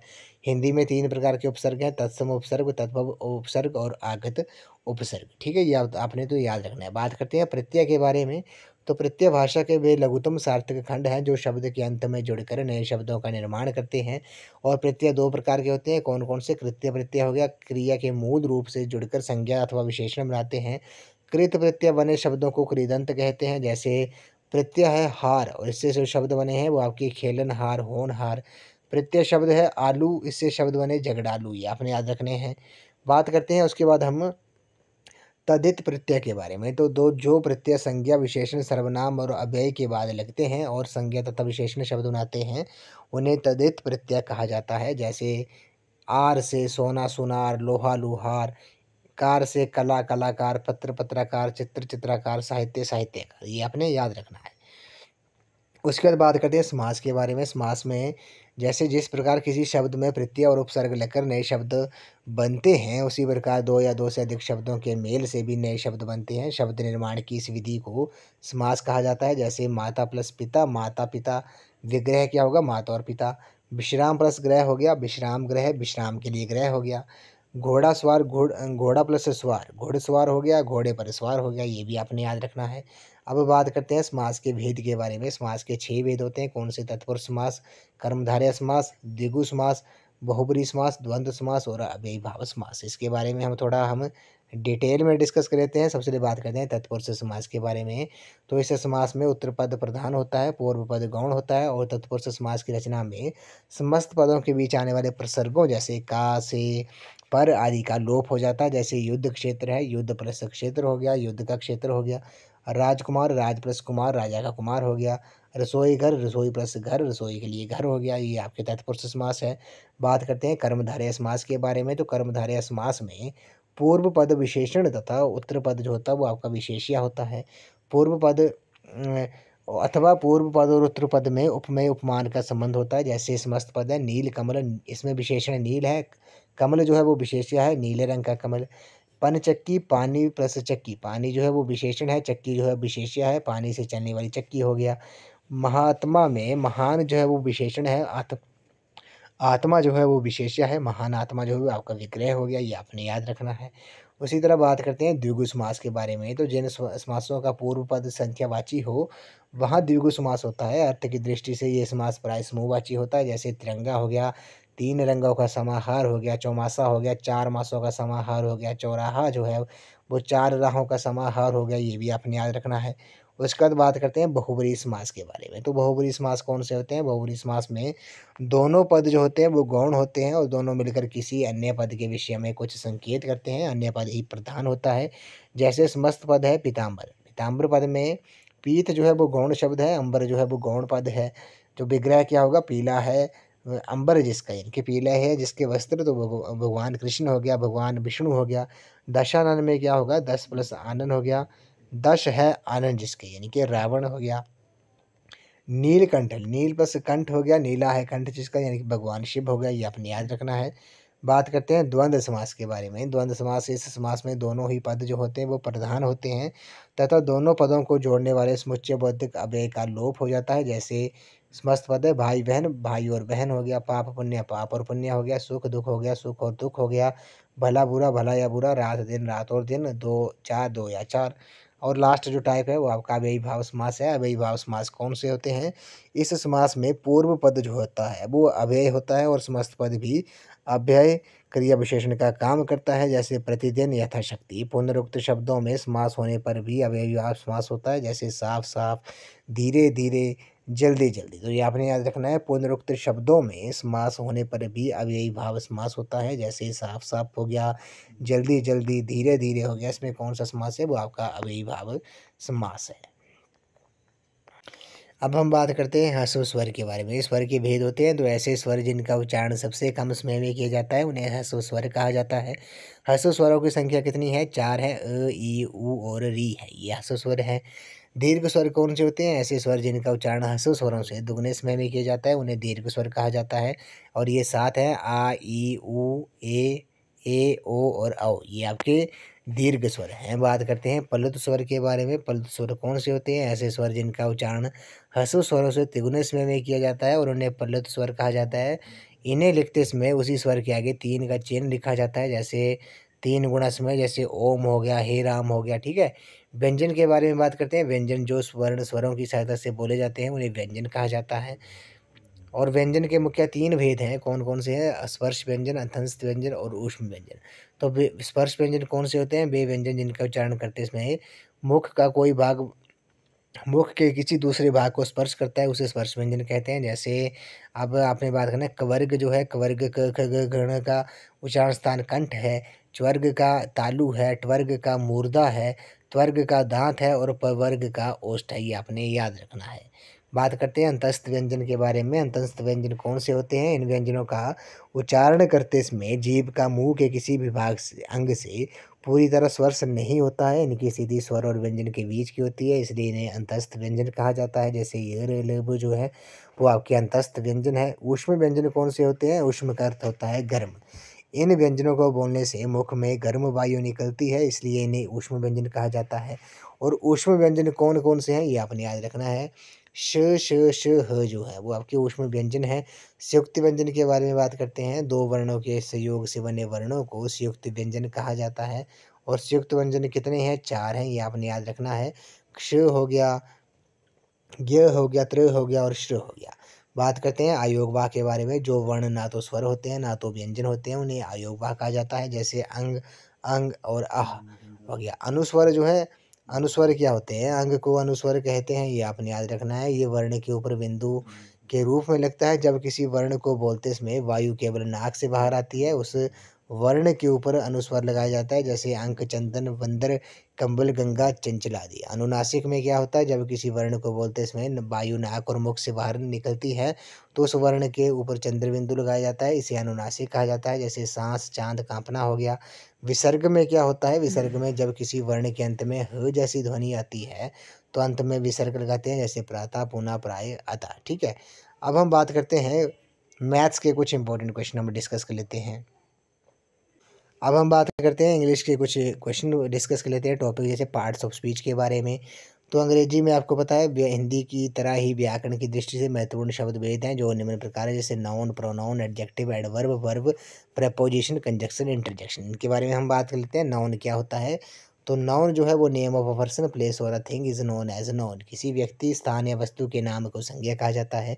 काइंड्स ऑफ नाउन जो है संज्ञा के प्रकार जो है वो 5 प्रकार की संज्ञा होती है नाउन। अब कौन कौन से होते हैं इनके बारे में बात करते हैं। प्रॉपर नाउन के बारे में बात करते हैं। Proper noun refers to a particular pronoun, person, place और थिंग। जैसे व्यक्तिवाचक संज्ञा किसी स्थान या वस्तु विशेष का बोध कराती है। जैसे Himachal is a state, the Beas flows through Mandi. Common noun में क्या होता है? जातिवाचक संज्ञा, a noun that speaks of a class as a whole is called a common noun. तो वे संज्ञा जो संपूर्ण जाति या वर्ग का बोध कराती है उसे जातिवाचक संज्ञा कहा जाता है। बात करते हैं कलेक्टिव नाउन के बारे में। तो a noun that talks of a group is called a collective noun. वे संज्ञा जो समूह का बोध कराए उसे समूहवाचक संज्ञा कहा जाता है। जैसे our class won the cricket match. Material noun में क्या होता है? मटेरियल नाउन में अ noun that tells about the material of which a particular object is mode of. तो ऐसी संज्ञा जिससे पदार्थ का बोध होता है उसे पदार्थवाचक संज्ञा कहा जाता है। अब्स्ट्रैक्ट नॉन में क्या होता है? अब्स्ट्रैक्ट नॉन में अ word that speaks of quality, state और एक्शन। तो ऐसी संज्ञा जो पूर्ण दोष, कार्यकलाप, अवस्था या भव्य का बोध कराए उसे भाववाचक संज्ञा कहा जाता है। उसी तरह इन 5 प्रकारों में से संज्ञा उन्हें गिना जा सके उन्हें काउंटेबल नाउन कहा जाता है, जैसे प्रॉपर नाउन, कॉमन नाउन और कलेक्टिव नाउन जो है। और वे संज्ञाएं जिन्हें ना गिना जा सके उन्हें अनकाउंटेबल नाउन कहा जाता है, जैसे मटेरियल नाउन हो गया और अब्स्ट्रैक्ट नाउन हो गया। ये आपने याद रखना है। उसके बाद बात करते हैं प्रोनाउन के बारे में, जिसे सर्वनाम कहा जाता है। प्रोनाउन क्या होते हैं? A pronoun is a word that used instead of noun, यानी कि ऐसे शब्द जो संज्ञा के स्थान पर प्रयोग में लाए जाए उन्हें सर्वनाम कहा जाता है। जैसे Neha is a beautiful girl of 18 years, she wants to become a teacher, once there was a king, he was very kind, I have a car, it is quite spacious. तो इन सभी एग्जाम्पल में नाउन के रूप में king व car का प्रयोग किया जा रहा है, लेकिन फिर उनके बाद के वाक्यों में नेहा, किंग व कार की जगह शी, ही, इट का प्रयोग प्रोनाउन के रूप में किया गया है। ये आपने याद रखना है। तो प्रोनाउन क्या होते हैं? ऐसे शब्द हैं ये जिनका जो यूज़ है वो संज्ञा की जगह पर किया जाता है, नाउन की प्लेस पर किया जाता है। ये आपने याद रखना है। इसके टाइप्स हैं जो हमने पिछले कल की वीडियो में ही डिस्कस किए, ये आपको पता ही होगा। उसके बाद बात करते हैं डिटरमाइनर्स के बारे में। डिटरमाइनर्स क्या हो? वे शब्द होते हैं जो संज्ञा के अर्थ को स्पष्ट या सीमित करते हैं। डिटरमाइनर जो है वो 5 प्रकार के होते हैं। कौन कौन से? आर्टिकल हो गया, पोजेसिव हो गया, न्यूमरल्स हो गया, क्वांटिटेटिव हो गया, डेमोन्स्ट्रेटिव हो गया। ये आपने याद रखना है। आर्टिकल कौन कौन से होते हैं? डेफिनेट आर्टिकल ए एन हो गया और डेफिनेट आर्टिकल आपका द हो गया। ये आपने याद रखना है। एडजेक्टिव्स क्या होते हैं? एडजेक्टिव्स क्या होते हैं? विशेषण किसी नॉन प्रोनाउन की विशेषता प्रकट करने वाले शब्दों को एडजेक्टिव कहा जाता है। और adjective is a word use to qualify a noun और प्रोनाउन। जैसे she is rich, he owns a big house. इन वाक्यों में रिच, बिग का प्रयोग दिए गए नाउन व प्रोनाउन की विशेषता बता रहे हैं, अतः ये एडजेक्टिव्स विशेषण है। ये आपने याद रखना है। इसके टाइप्स कौन कौन से होते हैं? टाइप्स ऑफ एडजेक्टिव आपके एडजेक्टिव हो गया, क्वांटिटेटिव एडजेक्टिव हो गया, क्वांटिटेटिव एडजेक्टिव हो गया, परिमाणवाचक विशेषण हो गया, संख्यावाचक विशेषण हो गया, न्यूमरल एडजेक्टिव हो गया, उसी तरह डिस्ट्रीब्यूटिव एडजेक्टिव हो गया, डेमोन्स्ट्रेटिव एडजेक्टिव हो गया। ये हमने पिछले कल की वीडियो में ही डिस्कस किया है, तो आपने वो वीडियो भी अगर देखनी होगी तो वो आप देख सकते हो। प्लेलिस्ट क्लास 6 थी और आपकी रिवीजन क्लास। उसी तरह बात करते हैं इंडेफिनेट डेमोन्स्ट्रेटिव एडजेक्टिव के बारे में। इसमें क्या होता है? अनिश्चित व्यक्ति या वस्तु की ओर पॉइंट आउट करने वाले एडजेक्टिव को इंडेफिनेट डेमोन्स्ट्रेटिव एडजेक्टिव कहा जाता है।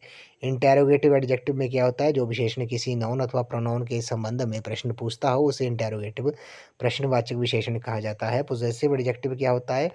पोजेसिव एडजेक्टिव में संबंध, अधिकार, बोधक विशेषण, स्वामित्व, अधिकतम अधिकार का बोध कराने वाले एडजेक्टिव को पोजेसिव एडजेक्टिव जो है वो कहा जाता है। अब हम बात करते हैं मैथ्स के कुछ टीचिंग एप्टीट्यूड और एटीट्यूड के कुछ इंपॉर्टेंट क्वेश्चन हम डिस्कस कर लेते हैं। तो टीचिंग एप्टीट्यूड एटीट्यूड के क्वेश्चंस करने से पहले आपने कुछ एग्जाम में कुछ चीज़ों का ध्यान देना है। जैसे टीचिंग एप्टीट्यूड और एटीट्यूड के आप क्वेश्चंस आप जब भी करोगे एग्जाम में तो आपने खुद को as a teacher as a positive way और आपने हर एक ऑप्शंस को कम से कम 2 या 3 बार रीड करना है। इनको टीचिंग एप्टीट्यूड और एटीट्यूड के जो क्वेश्चंस होते हैं ये अंडरस्टैंडिंग बेस्ड ही होते हैं। इनको हम ज़्यादा अगर आपने प्रैक्टिस करनी है, आपने इन क्वेश्चंस को ज़्यादा प्रैक्टिस करनी है। मल्टीपल टाइम्स आपने ऑप्शंस को रीड करना है, क्योंकि ऐसा तो नहीं है कि हमने क्वेश्चन डिस्कस किए और आपने याद कर लिए तो वो आपके एग्ज़ाम में आ जाएंगे। ऐसा बिल्कुल भी नहीं है। ये क्वेश्चन जो होते हैं वो अंडरस्टैंडिंग बेस्ड होते हैं। आपने वो आपकी अंडरस्टैंडिंग के ऊपर मैटर करते हैं, वेस्ट करते हैं कि आप किस तरह के सोचते हो, किस तरह के आप आंसर देते हो। तो आपने करना क्या है? इन क्वेश्चंस को बिल्कुल ध्यान से पढ़ना है, 2 या 3 बार ऑप्शंस को रीड करना है और खुद को एज अ टीचर और एज अ पॉजिटिव वे में ही करने हैं। हम यहाँ से मेनली 10 क्वेश्चन ही डिस्कस करेंगे कि किस टाइप के क्वेश्चन पूछे जाते हैं और किस टाइप के ऑप्शन दिए जाते हैं। जैसे बात करते हैं, आपकी राय में एक कामयाब अध्यापक कौन है? तो आपकी राय में कामयाब अध्यापक कौन है? तो इस क्वेश्चन का जो राइट आंसर है वो आपका ऑप्शन नंबर सी हो जाएगा। विद्यार्थियों के विकास में जो गहरी रुचि रखता है वे आपकी राय में एक कामयाब अध्यापक है। उसी तरह बात करते हैं नेक्स्ट क्वेश्चन में, बाल केंद्रित शिक्षण विधि का जो मुख्य उद्देश्य होता है वे क्या होता है? काफ़ी इंपॉर्टेंट क्वेश्चन है। तो ये छात्रों में मुक्त वातावरण में सीखने की योग्यता का विकास करता है, छात्रों में स्वतंत्र कौशलों का विकास करता है, छात्रों में आत्मविश्वास और आत्मनिर्भरता का विकास करता है। तीन ऑप्शन सही हैं, तो ऑप्शन डी इस क्वेश्चन का राइट आंसर हो जाएगा। अगले प्रश्न में चलते हैं। कक्षा में जाने से पहले अध्यापक को शिक्षण बिंदु जो है वो बनाने चाहिए। क्यों बनाने चाहिए?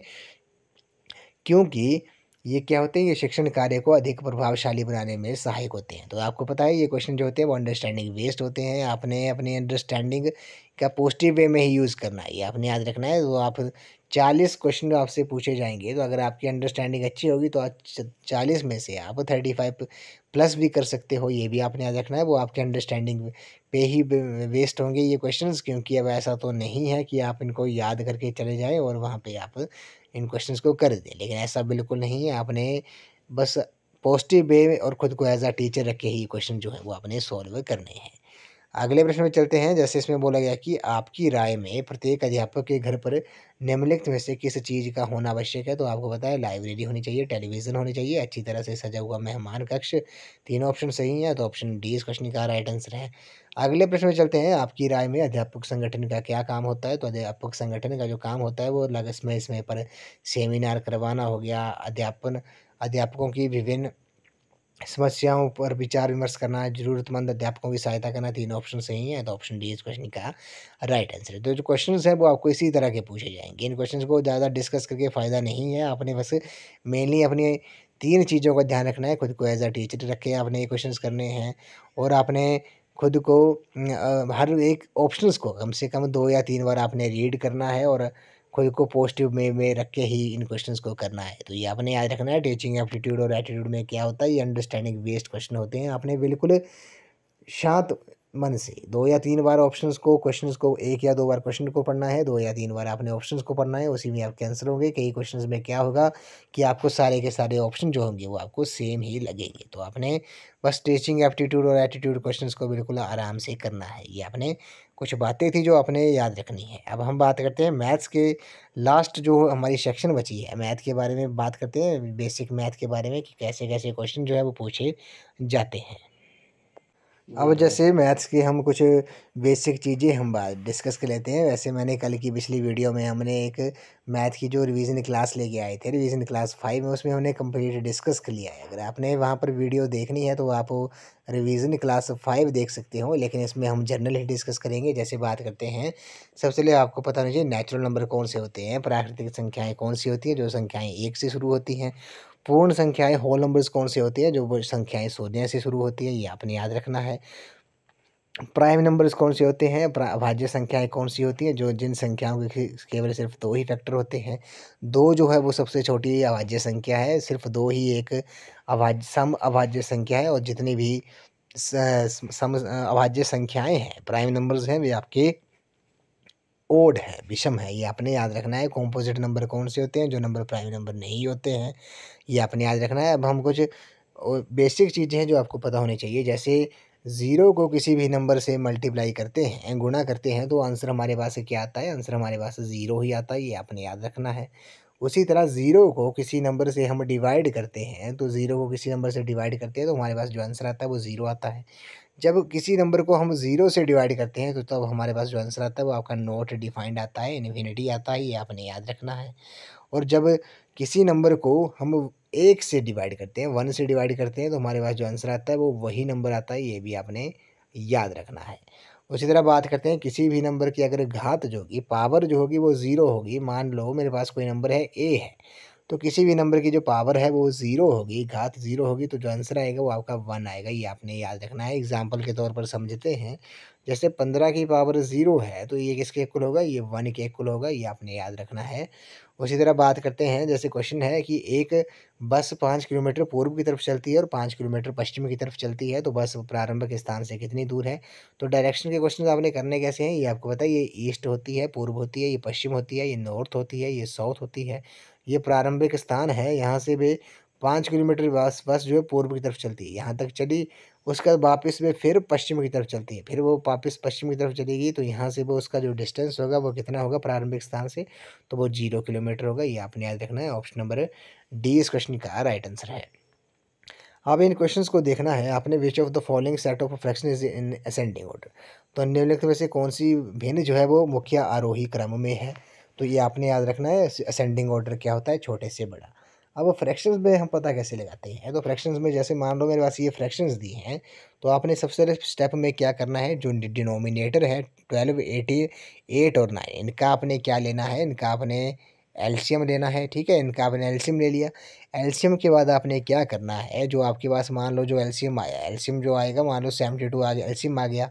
ठीक है, तो आपने सभी फ्रैक्शंस के डिनोमिनेटर को आपने 72 बनाना है, किस नंबर से मल्टीप्लाई करें कि वो 72 बन जाए। अब आपने ऊपर भी उसको उसी नंबर से मल्टीप्लाई करना है और नीचे भी उसी नंबर से मल्टीप्लाई करना है। हमें डिनोमिनेटर जो है वो क्या चाहिए, जो हमारे पास एलसीएम आया होगा। फिर क्या होगा, डिनोमिनेटर सभी के सेम हो जाएंगे और जो न्यूमिनेटर होंगे, तो आपने देखना है जो सबसे बड़ा जो न्यूमिनेटर होगा वो सबसे बड़ी फ्रैक्शन होगी, जो सबसे छोटा न्यूमिनेटर जिसका होगा वो सबसे छोटी फ्रैक्शन होगी। ये आपने आपके अभी हमने पिछली वीडियो में ही डिस्कस किया था ये क्वेश्चन जो थे, तो आपने वैसे आपने ध्यान देना है। बात करते हैं एचसीएफ के बारे में। मान लो मेरे पास बोला है 12 और 18 का मैंने एचसीएफ निकालना है। क्या निकालना है, एचसीएफ निकालना है। तो प्राइम फैक्टर से मैं कैसे निकालूंगा, 2 6 4 आ गया, ये 2 3 ज़ा 3 1 ज़ा 3। 18 का क्या आ जाएगा, 2 9 ज़ा 18, 3 3 ज़ा 9 आ गया, 3 1 ज़ा 3। फिर आपने देखना ये कॉमन क्या क्या आ रहा है, दोनों में 2 कॉमन आ रहा है, उसके बाद 3 कॉमन आ रहा है, तो क्या आ गया 2 इंटू 3 आ गया, और 1 भी कॉमन आ गया, तो 2 3 ज़ा 6, 6 1 ज़ा 6। तो इन दोनों का जो एचसीएफ आएगा वे कितना आएगा, वे आपका 6 आएगा। ये तो आपका प्राइम फैक्टराइजेशन मेथड से था। डिवीजन मेथड से कैसे निकालते हैं, जैसे 12 और 18 का निकालना है, 12 और 18 का निकालना है, तो 18 को मैं डिवाइड करूँगा 12 से, 12 1 ज़ा 12 आ गया। ठीक है, 6 बचा, उसके बाद 6 को रिमाइंडर बच गया, इससे मैं डिवाइड करूँगा डिवाइज़र को। डिवाइज़र क्या था, 12 था, तो 6 2 ज़ा 12 आ गया। तो जो मेरे पास जिस नंबर से मेरे पास डिवाइड करके रिमाइंडर 0 आया, तो वो आपका उस नंबर का क्या होगा, वो आपका एचसीएफ होगा। तो इन दोनों का एचसीएफ क्या होगा, 6 होगा। ये आपने याद रखना है। उसी तरह एलसीएम ऑफ फ्रैक्शंस, जब फ्रैक्शंस में आपने इतना ध्यान देना है, जैसे एलसीएम ऑफ फ्रैक्शंस की बात है, जैसे मान लो 2/7 है, 3/8 है और 4/9 है। ठीक है, ये मेरे पास फ्रैक्शंस दी हैं, इसमें आपने एलसीएम निकालना है। किसका निकालना है, एलसीएम ऑफ फ्रैक्शंस निकालना है। तो आपने याद रखना है ये किसके इक्वल होता है, तो ये होता है आपका LCM of numerator, LCM of numerator और एचसीएफ ऑफ डिनोमिनेटर। ये आपने याद रखना है जब बात करेंगे फ्रैक्शंस के बारे में। तो फ्रैक्शंस में क्या ये फ्रैक्शन दी है, तो आपने न्यूमरेटर कौन कौन से 2 3 4 का आपने क्या लेना है, आपने एलसीएम लेना है। 7 8 9 डिनोमिनेटर का आपने क्या लेना है, एचसीएफ लेना है। बाद में आपने इसको डिवाइड कर देना, वो आपका क्या आ जाएगा, एलसीएम ऑफ फ्रैक्शन आ जाएगा। तो ये बात आपने याद रखनी है। बात करेंगे जब आपको बोला होगा कि एचसीएफ ऑफ फ्रैक्शन, जैसे 4/11 है, 3/8 है और 2/7 है। अब इसमें बोला कि एचसीएफ ऑफ फ्रैक्शन निकालना है आपने, तो वो कैसे निकालेंगे, तो न्यूमरेटर का आप क्या लोगे, न्यूमरेटर का आप एचसीएफ लोगे, एचसीएफ ऑफ न्यूमरेटर ले लिया, और एलसीएम ऑफ डिनोमिनेटर। ये आपने बस ये स्टेप याद रखना है। जो भी चीज़ आपको निकालने को बोली होगी, जैसे मान लो यहाँ पे बोला है कि HCF of fraction, HCF of fraction निकालना है, तो जो चीज़ बोली है, जैसे एचसीएफ बोला है, तो एचसीएफ कहाँ आएगी, एचसीएफ ऊपर ही आएगा, न्यूमरेटर का एचसीएफ ही आएगा, और डिनोमिनेटर का क्या आएगा, एलसीएम आएगा। ये आपने ध्यान देनी है बातें कि एलसीएम और एचसीएफ फ्रैक्शन में हम कैसे निकालते हैं। तो ये कुछ ये इंपॉर्टेंट बातें थी। उसी तरह बात करते हैं डेसिमल में मल्टीप्लाई कैसे करते हैं। जैसे मान लो 2.25 है, मल्टीप्लाई 1.5 से मैं मल्टीप्लाई कर रहा हूँ। अब कई बार क्या होता है, जैसे मैंने सबसे पहले आपने जब भी मल्टीप्लाई करना है, तो आपने इसको डेसिमल को भूल जाना है कि इसके साथ डेसिमल लगा है। तो 5 5 ज़ा 25 हो गया, 2 कैरी 5 2 ज़ा 10, 10 और 2 12 हो गया, 1 कैरी 5 2 ज़ा 10, ये 1 ये आ गया, 1 2 2 आ गया। जब प्लस किया तो मेरे पास आ गया 5 7 3 3 3 3 7 5 मेरे पास आ गया मल्टीप्लाई करके। अब डेसिमल कैसे लगाना है, आपने ध्यान देना है। यहाँ पर देखना है 2.25 है, कितना है 2.25 है, यहाँ 1.5 है। 2.25 में डेसिमल जो है वो कितने डिजिट के बाद लगा है, 1 और 2। पीछे से देखते हैं 2 डिजिट के बाद लगा है।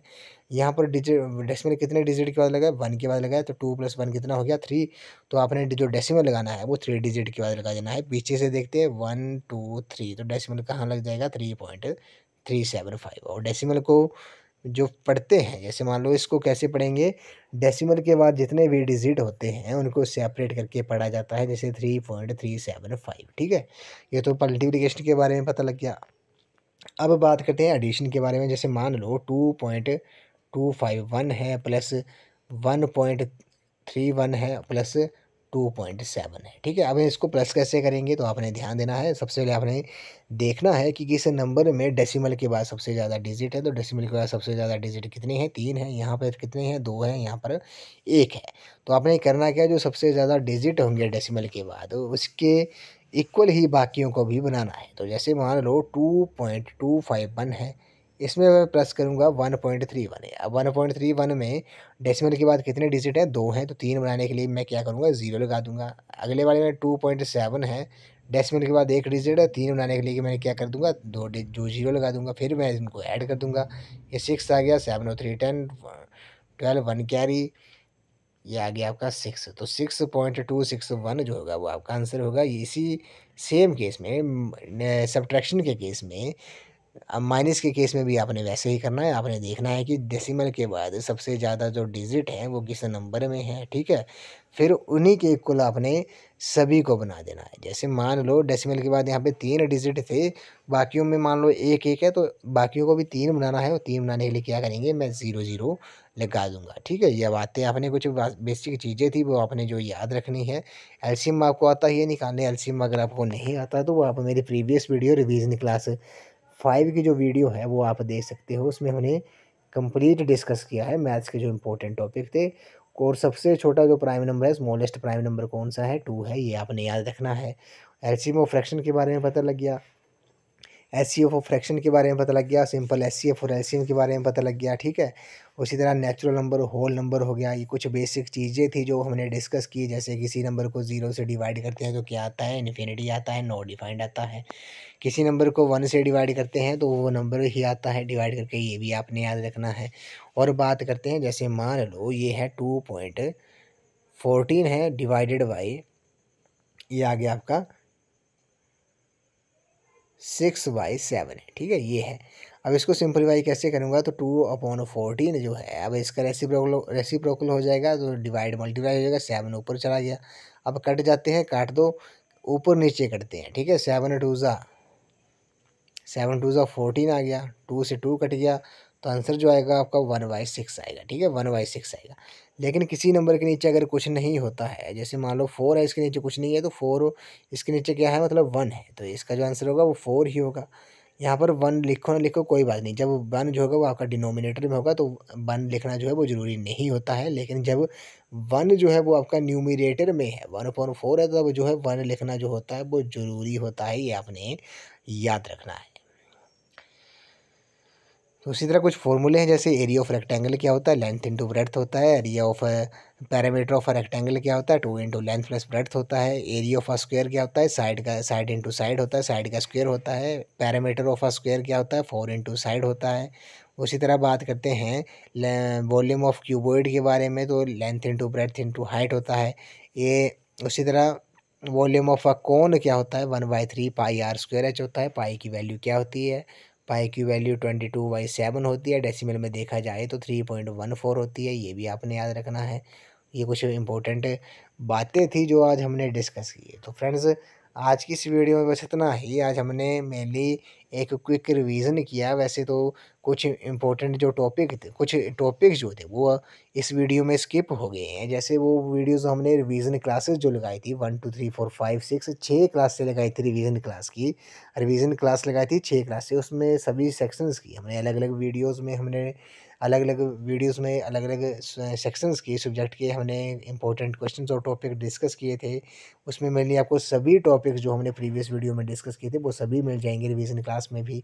और आज की इस वीडियो में भी हमने इंपॉर्टेंट टॉपिक जो थे वो सभी डिस्कस कर लिए हैं, जो आपने प्रीवियस वीडियोस में भी देखे होंगे। तो फ्रेंड्स, अगर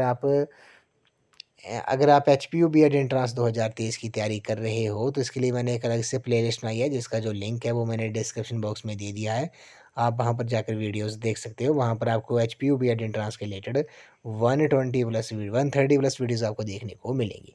तो फ्रेंड्स, अगर आपने प्लेलिस्ट की वीडियोस नहीं भी देखी हैं, अगर आपने प्लेलिस्ट में जो 130 प्लस वीडियोस हैं वो नहीं देखी हैं, तो कोई बात नहीं। आपने करना क्या है, बस जो रिवीजन क्लास की 6 वीडियोस हैं, रिवीजन क्लास की जो 6 वीडियोस हैं, सभी सेक्शंस की अलग है। रिवीजन क्लास 1 में आपको जीके क्वेश्चंस देखने को मिलेंगे। रिवीजन 2 क्लास में एचपी जीके कंप्लीट हमने डिस्कस किया है। रिवीजन 3 क्लास में national commission and committees on education के बारे में हमने बात की है। रिवीजन क्लास 4 में हमने टीचिंग एप्टीट्यूड और एटीट्यूड की बात की है। रिवीजन क्लास 5 में हमने मैथ्स के इंपॉर्टेंट क्वेश्चन और टॉपिक्स डिस्कस किए हैं। रिवीजन क्लास 6 में हमने हिंदी लैंग्वेज और इंग्लिश लैंग्वेज के मोस्टली इंपॉर्टेंट टॉपिक और क्वेश्चन जो थे वो हमने डिस्कस कर लिए हैं। तो आपने रिवीजन क्लासेस तो देख ही लेनी है, साथ में जो आज की जो वीडियो में हमने मेनली डिस्कस किया, क्विक डिस्कस किया, ये वीडियो भी आपने देख लेनी है, इससे भी आपको काफ़ी हेल्प मिलेगी। तो फ्रेंड्स, आई होप आपको ये वीडियो पसंद आई होगी, तो वीडियो को लाइक शेयर एंड कमेंट जरूर कर दें। और आज शाम की वीडियो में, जो आज आपकी आखिरी वीडियो रहेगी, लास्ट वीडियो रहेगी आज शाम को, उसमें हम करंट अफेयर के कुछ 20 से 25 क्वेश्चन जो होंगे इंपॉर्टेंट, मोस्टली इंपॉर्टेंट जो क्वेश्चंस होंगे उनको हम एक बार डिस्कस कर लेंगे। जो आज की हमारी जो लास्ट वीडियो रहेगी H P H P O B Ed entrance 2023 के लिए, जो रहेगी आपकी करंट अफेयर की, तो वो वीडियो भी आपने देख लेनी है, वहाँ से भी आपको काफ़ी हेल्प मिल सकती है एग्ज़ाम में। तो फ्रेंड्स, आई होप आपको ये वीडियो पसंद आई होगी, तो वीडियो को लाइक शेयर एंड कमेंट जरूर कर दें, चैनल को सब्सक्राइब भी जरूर कर दें और बेल आइकन प्रेस करना ना भूलें, ताकि मेरे आने वाले हर वीडियो की नोटिफिकेशन आपको मिलती रहे। तो फ्रेंड्स, आज की इस वीडियो में बस इतना ही। तो थैंक यू फ्रेंड्स।